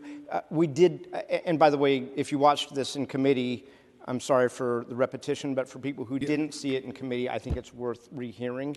And there are some very clear constraints around that use as it relates to significant events as defined. So if that's okay with colleagues, I think Ms. Stevens has some actual information that may be worth your hearing. Just hold on one second, Ms. Stevens, because one, I do not wish to turn this into a committee hearing, but I do want to say, do you have an amendment to move? So, well, what I was going to offer, and I've emailed to you after I spoke to it, and I can speak to it now, is the metric amendment that is very similar to a portion of what Supervisor Ronan suggested, which is on page 5 starting at line 19, for live monitoring, the quarterly reports, this is existing language, shall identify whether each request was granted or denied by the captain or member in rank above captain, and the justification for granting the request if it was granted, including the reason or reasons why the captain or member in rank above captain found the information credible, whether the request was granted by the non-city entity, and then add the following language, which was suggested, I believe, by the Electronic Frontier Foundation, and massaged just a little bit because it didn't have any temporal or geographic boundaries, to add the total cost to the department, including any staff time and other costs associated with the request and usage, criminal incidents in a 1-block radius of the location of the camera for the month prior to the live monitoring, as well as the month following the live monitoring. So just additional reporting requirements. But I'm happy to speak to those after we vote on the first set of amendments. So are you moving those? I am happy to move those subsequent to voting on Supervisor Ronan's more extensive amendments. But yes, for the purpose of having 2 to vote on, I'm happy to make a motion for that backup amendment. We have a second? Seconded by Supervisor Mandelman. So before we, because I do, I did it. Thank you to all of my colleagues for your statements this afternoon, and I do want to appreciate all the work that has gone into something I consider a dead issue, but most certainly a lot of folks have worked hard to try to come to some consensus, some type of agreement.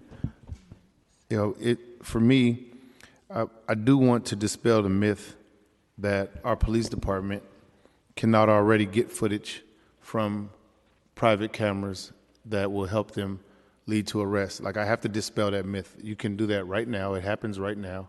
I've seen it happen, been a part of conversations where it happens. So I do want to dispel the myth that people think that our police department cannot right now work with people to get footage from their private cameras that have led to arrests and that do lead to arrests. I just have to make sure that that is stated for the record. And precedent for me is always an issue. And I think that when we make decisions, we have to remember the precedent that we're always setting. And the fact that, in my opinion, this could even possibly lead to violations of people's civil liberties is a strong enough problem for me. I know the thought process is just trust us, just trust the police department. But the reality is people have been violating civil liberties since my ancestors were brought here from an entirely, completely different continent. This police department used the DNA of a rape victim to make an arrest on the rape victim. So this whole just trust the police department, I don't know where we get that from. And this is not a knock on the chief. It's not a knock on Deputy Chief Lazar. But the reality of it is, when you set a precedent like this, you still are allowing people to be determining what the implementation of a policy is like. And we all know that people make mistakes. And I'm not willing to do anything to further tool the violation of civil liberties. The simple fact that these abuses in civil liberties can be violated, to me, is problematic at best with this policy, and definitely opens a can of worms for a tremendous amount of civil liberty violations at worst. As someone who has to consistently remind people in leadership of constitutional protections, these types of policies are what I actually fear the most, especially as a law-abiding black man. And, most certainly I've made mistakes in my younger days and done some things wrong. But even as a law-abiding black man, my civil liberties have been violated. This is dangerous, even with the provisions and best intentions. And I've shared this conversation with our chief of police as well. There is no such thing as immediately changing negative effects. No such thing. We still have people locked up for things that are now legal. People locked up for things that are now legal because the hardest thing to do, I would say, in this city, in this country, in this world, is to right a wrong. That's the hardest thing to do. You can ask the slaves, you can ask people who lived in internment camps, you can ask people who worked on the railroads, particularly, basically, as slaves. The hardest thing to do in this country is to right a wrong. When you put a law on the books, changing that law is not just as easy and arbitrary as is made to believe in some of these conversations that I've heard. And this is not par for the course. This policy, this legislation has the sole ability to affect the already slow-pacing reforms we have in place in a major negative way. I can't be a part of setting that precedent, and I really think it's unfortunate that we might be willing to do that through this legislation. Some of the examples given by my colleagues, who I respect tremendously, are actually solvable with the current surveillance that police officers are allowed to use. If you run in a store and steal items, you're caught on camera. You can be caught by the camera that, of course, is already in place by that particular store, or use somebody's private camera across the street. If you break the glass of a car window, which my car has been broken into, I've definitely lost items, and it was definitely expensive and been victimized. You will be caught on camera, and the footage can be used. Live feeds don't solve any of this. And if the argument is we don't have enough officers, then who in the heck is responding to these live feed calls? Explain that part to me. If we don't have enough police, who's responding to these live feed calls as a result of this legislation? So, this is really bad policy and ineffective evidence, in my personal opinion. Again, my rights have been violated through the course of my life, and so many other people that I know. And to add another tool to that violation is just something I don't believe that we should do. And I respect the work of everybody in this chamber, but there is no way, from what I know about human beings and human error, that I could ever support a policy like this. And that's just a reality. So I wanted to make sure I stated that for the record. Supervisor Ronan, did you have something, or did you want to let Ms. Stevens? I don't think it's necessary. I watched the whole hearing, and it was, Supervisor Chan's comments in the hearing that truly inspired me to draft these amendments. I thought Supervisor Chan made, a series of excellent points, and I thought you were amazing. So I'm sorry I didn't do it earlier, but it was watching that hearing that led me to have the passion to have this conversation today. Now, a couple things I want to say.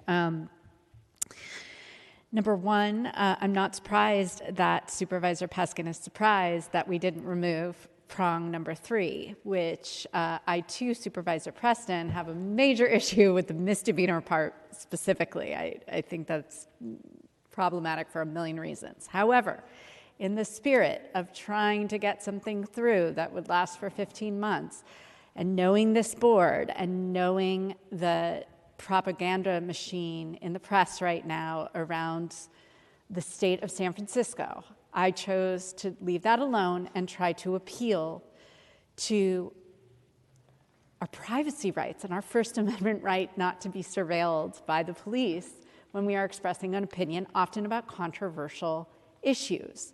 And I too, Supervisor or President Walton, am quite shocked by this board's actions, and this is the city of San Francisco. It's a sad state of affairs, but what are you going to do? I also wanted to make the point that the Supervisor Peskin's amendments are very different from the amendments that I am suggesting in one major way. I would be happy to add Supervisor. So let's take my amendments in two parts, because I'm not sure everyone will vote the same way on both parts. The first part, I think it's clear there may be 4 of us that support it, and the rest won't, and that's one thing. But the second part requires an independent audit of this information. We are not going to let the police themselves, right? This is a power that the police wants. It's incredibly controversial. It brings up a lot of civil liberty issues, a lot of privacy issues. We should have an independent entity like the controller, like the budget and legislative analyst, review those metrics. Now, we've laid out some additional metrics. Supervisor Peskin added a metric in his amendment that I love and would be happy to add into the metric of the second amendment. I think that makes total sense, but it is not the same amendment for that main reason. So I don't know, Supervisor Peskin, if you would be willing to combine it for the second part only, and if President Walton were allowed to have 2 separate votes on the amendments. You can split your own amendments. Yeah. I can split the amendments. Yeah, so I'll split the amendments. What I would like to do ideally, and want to see if Supervisor Peskin is amenable to this, is split the 2 amendments. The first amendment, which has to do with removing live monitoring at events that don't involve an exigent circumstance, right? So other types of events. Remove that completely. Have a vote on that. The second amendment is about the metrics of the data that the police department is required to collect, and asking for an independent audit and review and analysis of that data. And I believe with that second amendment, there's an opportunity for Supervisor Peskin and I to combine our 2 amendments and to have a vote on that if Supervisor Peskin is amenable. So first, let me make sure Supervisor Chan is okay with your amendments being voted on separately as your second. So we will take the first one separately, and then I believe it's in order to have a discussion, if I'm not mistaken, about what you and Supervisor Peskin may want to do after this first motion amendment is passed or failed. Supervisor Peskin, is it just burning? Is your burning desire for us to have? Thank you. All right, Supervisor Safai, I think he may want to have a committee hearing. No, I'd like point of order. I'm not necessarily clear what's being divided out, so I'd like that read into the record so I'm clear. That's a point of information. Point of information. It's not a point of order, but thank you.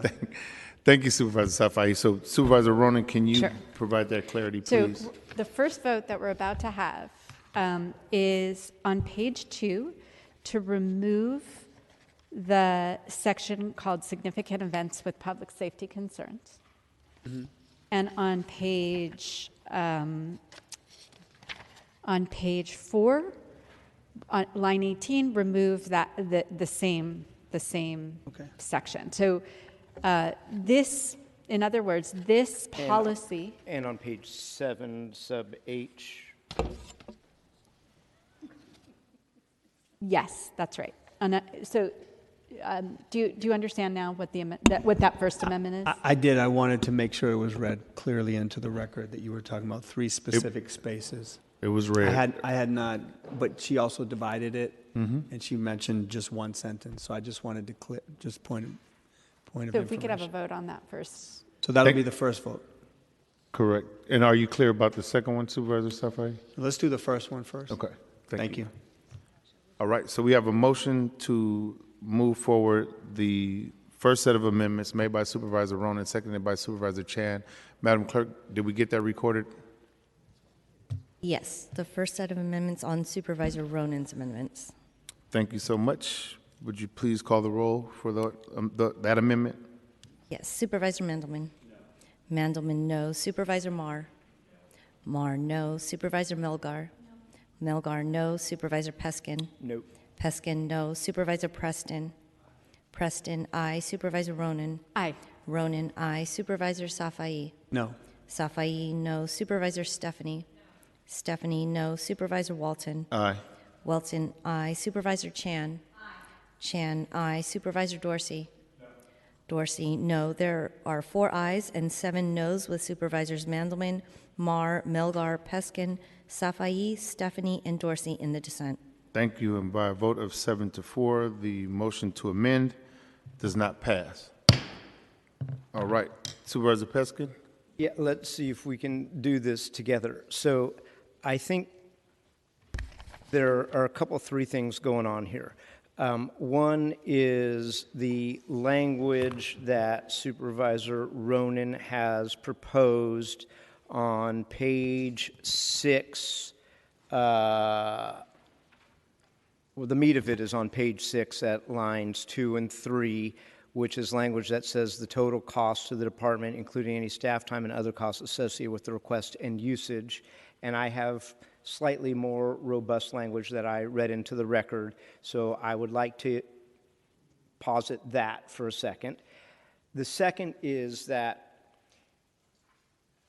in Supervisor Ronan's version, there are metrics for pulling of historical footage and metrics for live monitoring. I would like to submit to all of you that the metrics for pulling historic footage, and mind you, and respectfully, Mr. President, contrary to what you said, there have been no real rules of the road for the pulling of historical footage until this policy. So, yes, it is a historic practice, and yes, it has gone on for decades, and doesn't actually, no offense to the bar, require a warrant if people voluntarily wish to provide it to law enforcement. But I would submit to you that that is not the best, given the ubiquity of that practice, that metrics around that may not be the best use of time, as compared to what I think we are all rightfully concerned about, which is live monitoring metrics.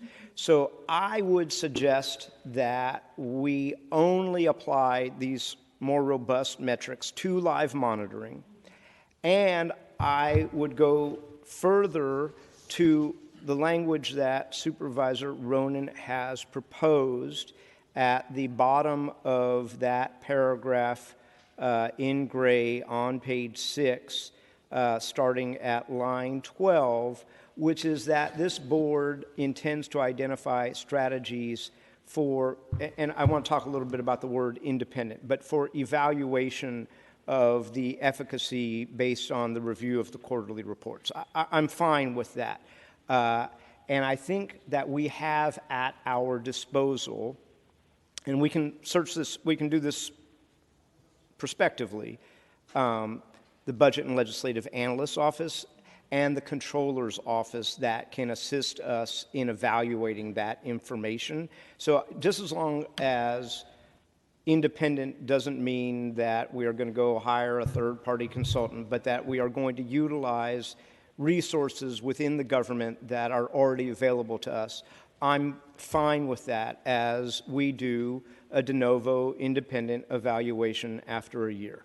So I would suggest that we, and Deputy City Attorney Pearson, you can help me here, but I suggest that we go with the language that I passed around to everybody earlier in the meeting, which I read into the record, which is the 4 live monitoring requests, adding the metrics of total cost and criminal incidents, as previously discussed, and then adding a provision which would say after the last paragraph in the subsection data security that begins with reporting, a new paragraph is inserted that reads, the department understands that the board intends to identify strategies for independent, insert the word city, evaluation of the efficacy of the policy based on review of the SFPD's quarterly reports and any other information relevant to making such an evaluation. So if that is acceptable to the parties, and I see a thumbs up from Supervisor Ronan, we have a second amendment for us to vote on. Combined. Madam Clerk or Deputy City Attorney Pearson, anything we need to do from a parliamentary standpoint to combine these two?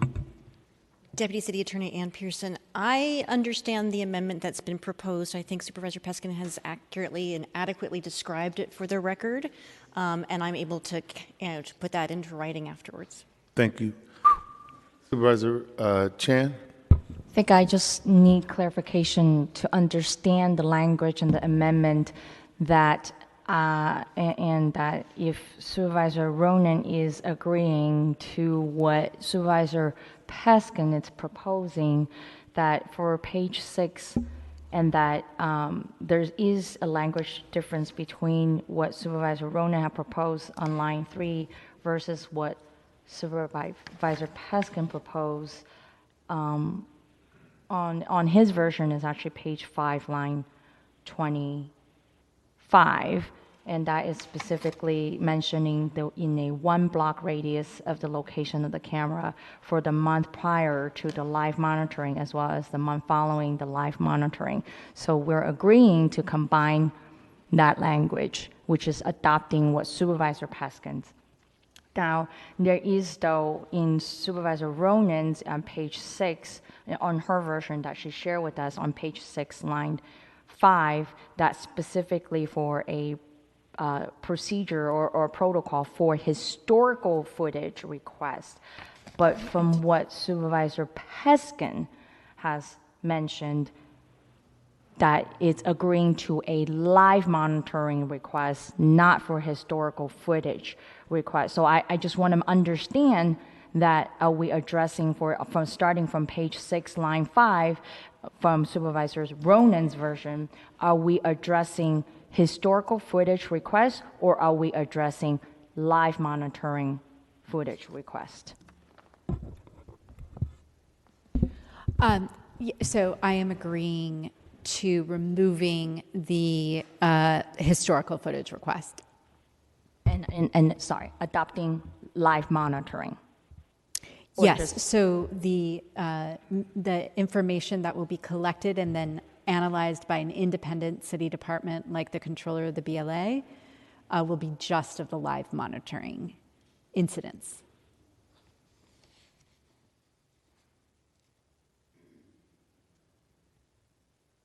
Which would apply to, in the authorized use policy, numbers 1, 2, and 3. Exigency, significant events, and the misdemeanor, felony, live monitoring provisions. Right. Thank you. Thank you, Supervisor Chan. Just for my clarity, Supervisor Peskin, how are we going to have independent review or oversight if we leave it up to another city department or another department under the auspices of this government? We respectfully do it all the time. I mean, that's why the budget and legislative analyst works for the Board of Supervisors and was created in around 1970-71. But they don't work for, they work for us. True. Okay, so you're talking about something like the BLA. Right, or as Supervisor Ronan suggested, the Controller's Office, which is an office that, as a constitutional matter, is confirmed by the Board of Supervisors. And the way Supervisor Ronan wrote this paragraph, it says that the board intends to identify strategies for independent, and then I inserted the word city. I'm happy to say for the budget and legislative analyst, we can just, we don't have to identify strategies. If you want to further refine this on the spot, the department understands the board intends to have the Board of Supervisors budget and legislative analysts evaluate the efficacy. That works? Yeah, I agree. Perfect. Thank you for that clarity. Hold on, Ms. Pearson, you good with that? I am good with that. This is, of course, just an amendment to the police department's policy. And so they're not really in a position to require that the BLA do this report. I think it's appropriate to put that here, but the board may still need to act by motion to direct it. Thank you. Supervisor Preston? President Walton, I just, and maybe we could do this between now and a second reading. I just don't know if we've heard from the BLA about capacity and what this entails. And I just want to make sure, as someone who, fought in the budget process pretty hard, and thank you colleagues for all supporting the relatively minimal increase to BLA capacity so they could, work with us more closely on oversight work. It's a long overdue increase. So I have no idea. I don't know exactly what this review entails, but, and I don't think we want to hear from them live on the spot, but just want to make sure that if we're going to write it in for them, that we make sure they have capacity to fulfill that. I have a strong suspicion also that this body can do what we need to do to make sure that that capacity exists. Supervisor Chan? Just want to clarify too with our Deputy City Attorney Pearson that are these amendments also considered substantive? No, they are not. Thank you. Thank you. Madam Clerk, did you get everything for the record? I have captured all the amendments and the revisions to the one Supervisor Peskin added from Supervisor Ronan's. Yes. Thank you so much. Roll call vote, Do we please. need a second for that? I mean, because now we've combined two motions, we should probably do it correctly. I will withdraw my original motion. You okay for with that, the Supervisor truncated Mandelman? thing if Supervisor Mandelman, my second, agrees, and am happy with Supervisor Ronan either to make the motion as stated or second it. Got to pick one, Supervisor. I will, motion made. Thank you, Supervisor Peskin. Seconded by Supervisor Ronan. Madam Clerk, on the motion. On the motion as offered by Supervisor Peskin, seconded by Supervisor Ronan. And just to clarify, since we were, Supervisor Peskin, you withdrew the previous amendment. Supervisor Mandelman, do you concur in that one? Okay, thank you. On the amendment Supervisor Peskin just stated, Supervisor Mandelman. Mandelman, aye. Supervisor Marr. Aye. Marr, aye. Supervisor Melgar. Aye. Melgar, aye. Supervisor Peskin. Aye. Peskin, aye. Supervisor Preston. Aye. Preston, aye. Supervisor Ronan. Aye. Ronan, aye. Supervisor Safai. Aye. Safai, aye. Supervisor Stephanie. Stephanie, aye. Supervisor Walton. Aye. Walton, aye. Supervisor Chan. Chan, aye. Supervisor Dorsey. Dorsey, aye. There are 11 ayes. Thank you. Motion to amend carries unanimously. Madam Clerk, on the amended item. Double checking with the city attorney, was there a remaining balance on Supervisor Ronan's amendments? No. Okay. Right. All right. On the ordinance as amended, Supervisor Mandelman. Mandelman, aye. Supervisor Marr. Aye. Marr, aye. Supervisor Melgar. Aye. Melgar, aye. Supervisor Peskin. Aye. Peskin, aye. Supervisor Preston. No. Preston, no. Supervisor Ronan. No. Ronan, no. Supervisor Safai. Aye. Safai, aye. Supervisor Stephanie. Stephanie, aye. Supervisor Walton. No. Walton, no. Supervisor Chan. Chan, no. Supervisor Dorsey. Dorsey, aye. There are 7 ayes and 4 noes with Supervisors Preston, Ronan, Walton, and Chan in the dissent. By a vote of 7-4, the amended item number 14 passes. Madam Clerk, we are back at roll call for introductions. Yes, next up on roll call for introductions is Supervisor Marr.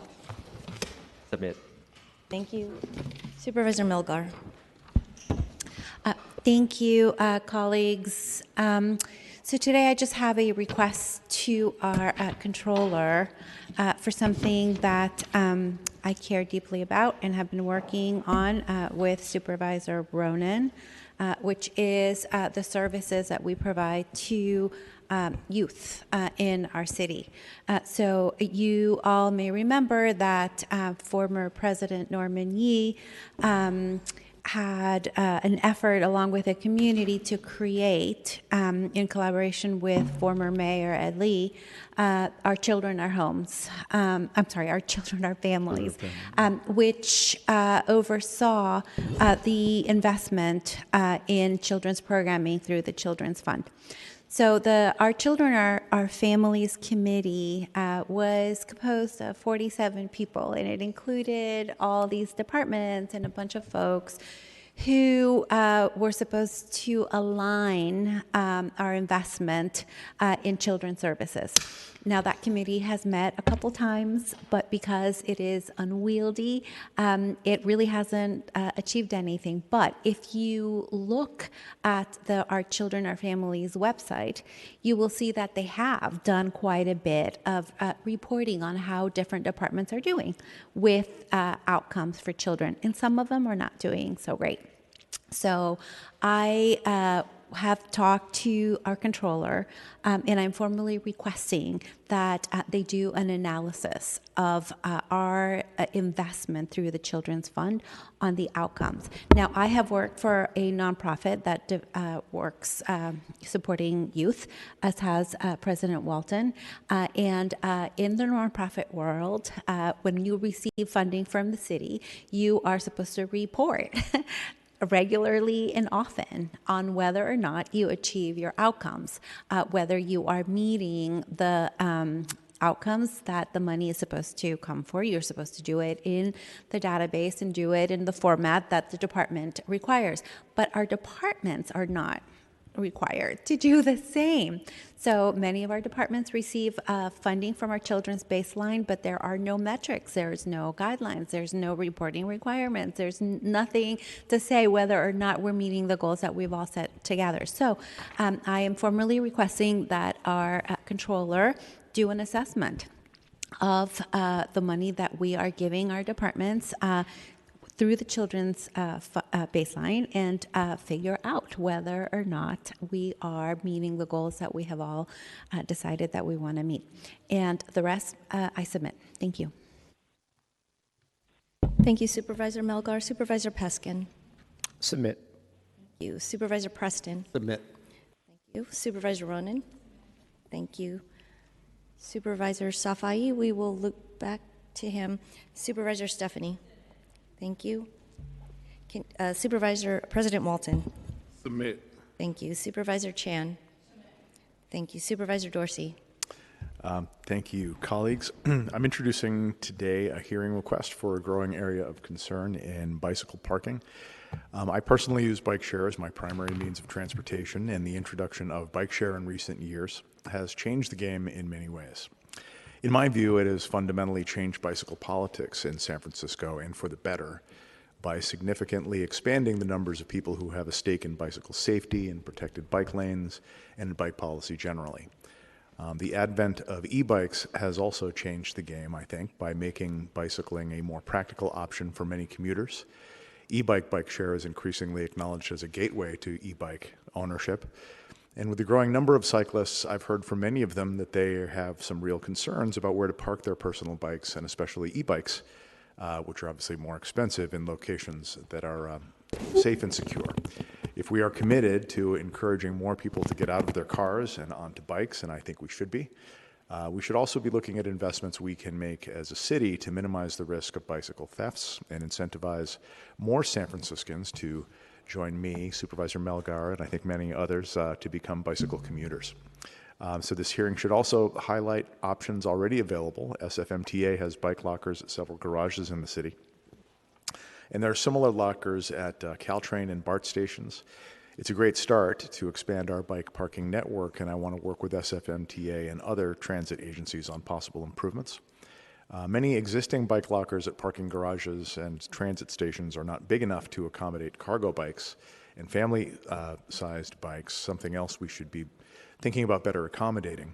Another issue worth exploring involves bike parking payment systems. It's my understanding that many payments are facilitated through a bike link card. In my staff members' conversations with MTA, some of these lockers may be able to take Clipper cards, but not all of them.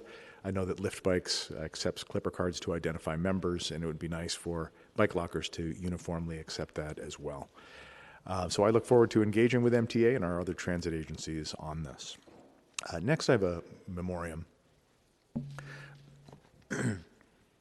Earlier this month, the California Historical Society, which is based in my district, announced the passing of their friend, colleague, executive director, and CEO, Alicia Gehring.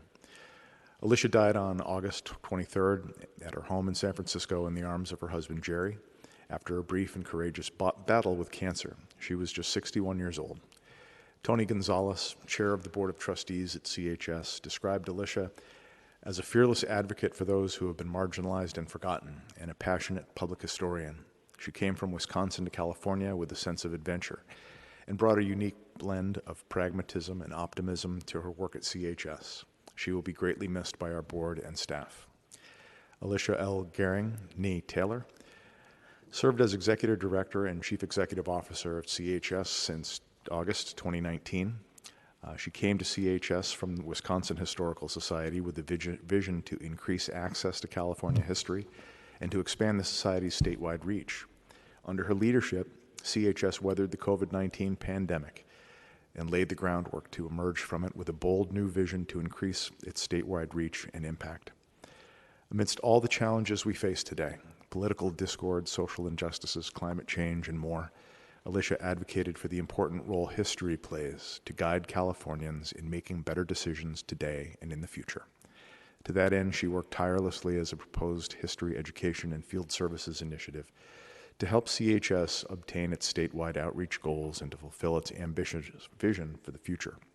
Her work was dedicated to enabling CHS to serve and collaborate with educators, university students, cultural and local history organizations, and Californians all over the state to create a more just, equitable, and prosperous present and future for everyone. In a relatively short time in our city, she developed a close working relationship with San Francisco's Office of Economic and Workforce Development, and I know OEWD mourns her passing as well.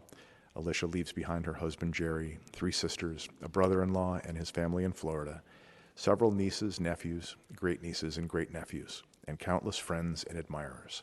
Our thoughts and prayers are with all of them for their loss. Thank you. And the rest I submit. Thank you, Supervisor Dorsey. Supervisor Safai. Thank you, Madam Clerk. Colleagues, a couple of things I raised on today. First is regarding earthquake safety. It's been almost 30 years since San Francisco created, it's almost been about 20 years since San Francisco created a 30-year earthquake safety implementation program, going back to Mayor Newsom. And it's been almost 9 years since this body passed the mandatory soft story retrofit requirement that required property owners to have their buildings seismically upgraded and strengthened. Today, we're taking another step in the direction of making buildings more earthquake resilient, because we know it's not a matter of if an earthquake will come, but a matter of when. I want to thank, along with Supervisor Peskin, we're submitting a drafting request to the city attorney that would require the evaluation, and if needed, to look at our retrofit of our city's concrete buildings. The city of San Francisco, under the leadership of our city administrator's office and the Office of Resiliency and Capital Planning, is developing a new earthquake retrofit program to identify and strengthen vulnerable concrete buildings. So some types of concrete buildings are now known to be potentially unsafe in a large earthquake. So serious damage or failure of even a few of these buildings would endanger lives, displace residents, and slow the city's recovery from an earthquake. The city's executive panel overseeing the program includes City Administrator Carmen Chu, our new affirmed Director of Department of Building Inspection, Patrick O'Riordan, and then our head of our Department of Emergency Management, Mary Ellen Carroll. So we look forward to hearing the results from their work and moving legislation forward on this as soon as possible. The second thing I'm doing along with Supervisor Mandelman, we're introducing a resolution to declare October 5th, 2022, Clean Air Day in San Francisco. The Coalition of Clean Air has organized this event for the last 5 years, and it encourages Californians to take the pledge to make our air cleaner. Some very simple things we can do include what many of us do: walking, biking, or taking public transportation to meetings, not idling car engines, planting trees, which I know Supervisor Walton joins me in doing consistently in our districts, making home improvements such as installing solar panels, and eliminating wood-burning fireplaces. District 11 families suffer from very poor air quality, being bound on both sides by freeways, 280 and 101. And so our community has stepped up, as many of you know, over the last few years to plant thousands of trees, and we'll continue to do education campaigns in our schools and community areas. Both the Latino Task Force and Guadalupe Elementary PTA have received micro grants to educate community members to take this pledge, and so we'll continue to advance that and promote that information in our community. And with that, the rest I submit. Thank you, Mr. President, Madam Clerk. Thank you, Supervisor Safai. Seeing no names on the roster, that concludes roll call for introductions. Thank you, Madam Clerk. Let's go to public comment.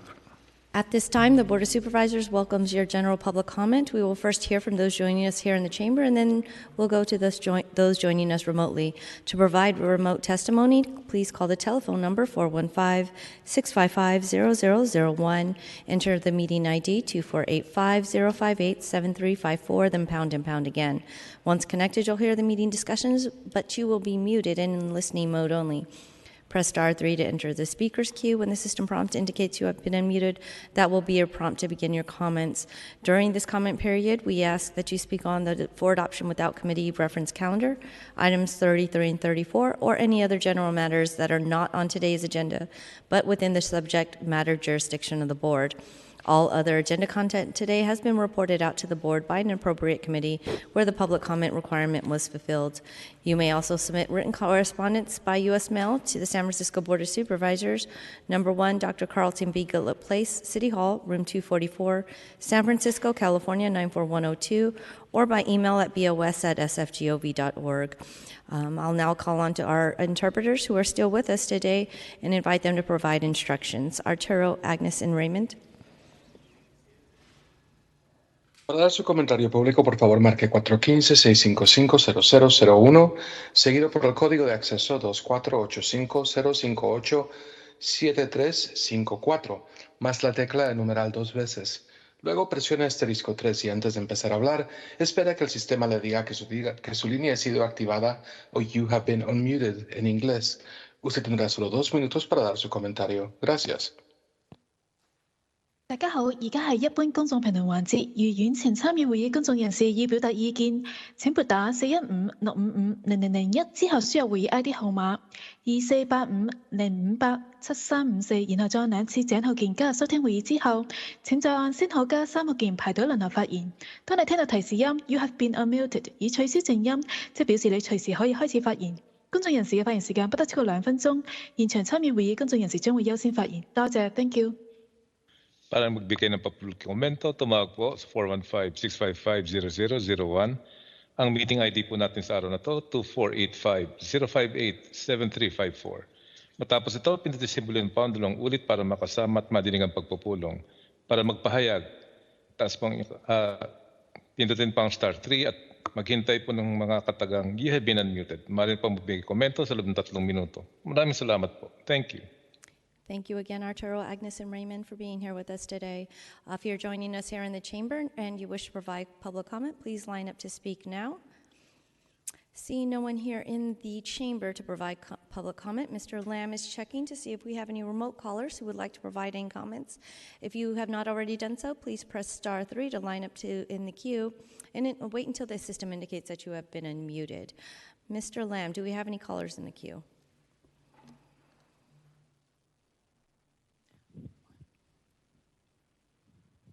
Hello, caller. Wow, can you hear me? Please proceed. Hello, can you hear me? Thank you. This will be brief. I understand someone said Supervisor Stephanie is not strong. That someone must think water is dry, water flows uphill, and water seeks the path of most resistance. Supervisor Stephanie is strong, and I'm grateful for her leadership in preventing gun violence. Thank you for taking my call. Thank you for your comments. Mr. Lamb, do we have any other callers in the queue? Madam Clerk, there are no more callers in the queue. Thank you. Mr. President. Thank you. Seeing no other speakers, public comment is now closed. Madam Clerk, would you please call the for adoption without committee reference agenda items 33 and 34. Yes, items 33 and 34 were introduced for adoption without reference to committee. A unanimous vote is required for resolutions on first reading today. Alternatively, any supervisor may require a resolution on first reading to go to committee. Thank you so much, Madam Clerk. Do we have any items anyone wishes to sever? Seeing none, Madam Clerk, would you please call the roll for the for adoption without committee reference agenda? Yes, on items 33 and 34, Supervisor Mandelman. Mandelman, aye. Supervisor Marr. Marr, aye. Supervisor Melgar. Melgar, aye. Supervisor Peskin. Aye. Peskin, aye. Supervisor Preston. Preston, aye. Supervisor Ronan. Ronan, aye. Supervisor Safai. Safai, absent. Supervisor Stephanie. Stephanie, aye. Supervisor Walton. Aye. Walton, aye. Supervisor Chan. Chan, aye. Supervisor Dorsey. Dorsey, aye. There are 10 ayes. Thank you. Without objection, these motions are approved unanimously. Madam Clerk, do we have any imperative agenda items? I have no imperative agenda items today. Would you please present the in memoriams? Yes, today's meeting will be adjourned in memory of the following beloved individual. On behalf of Supervisor Dorsey for the late Alicia Gehring. Thank you, Madam Clerk. Do we have any more business before us today? That concludes our business for today. Thank you. The way to get started is to quit talking and begin doing. This meeting is adjourned.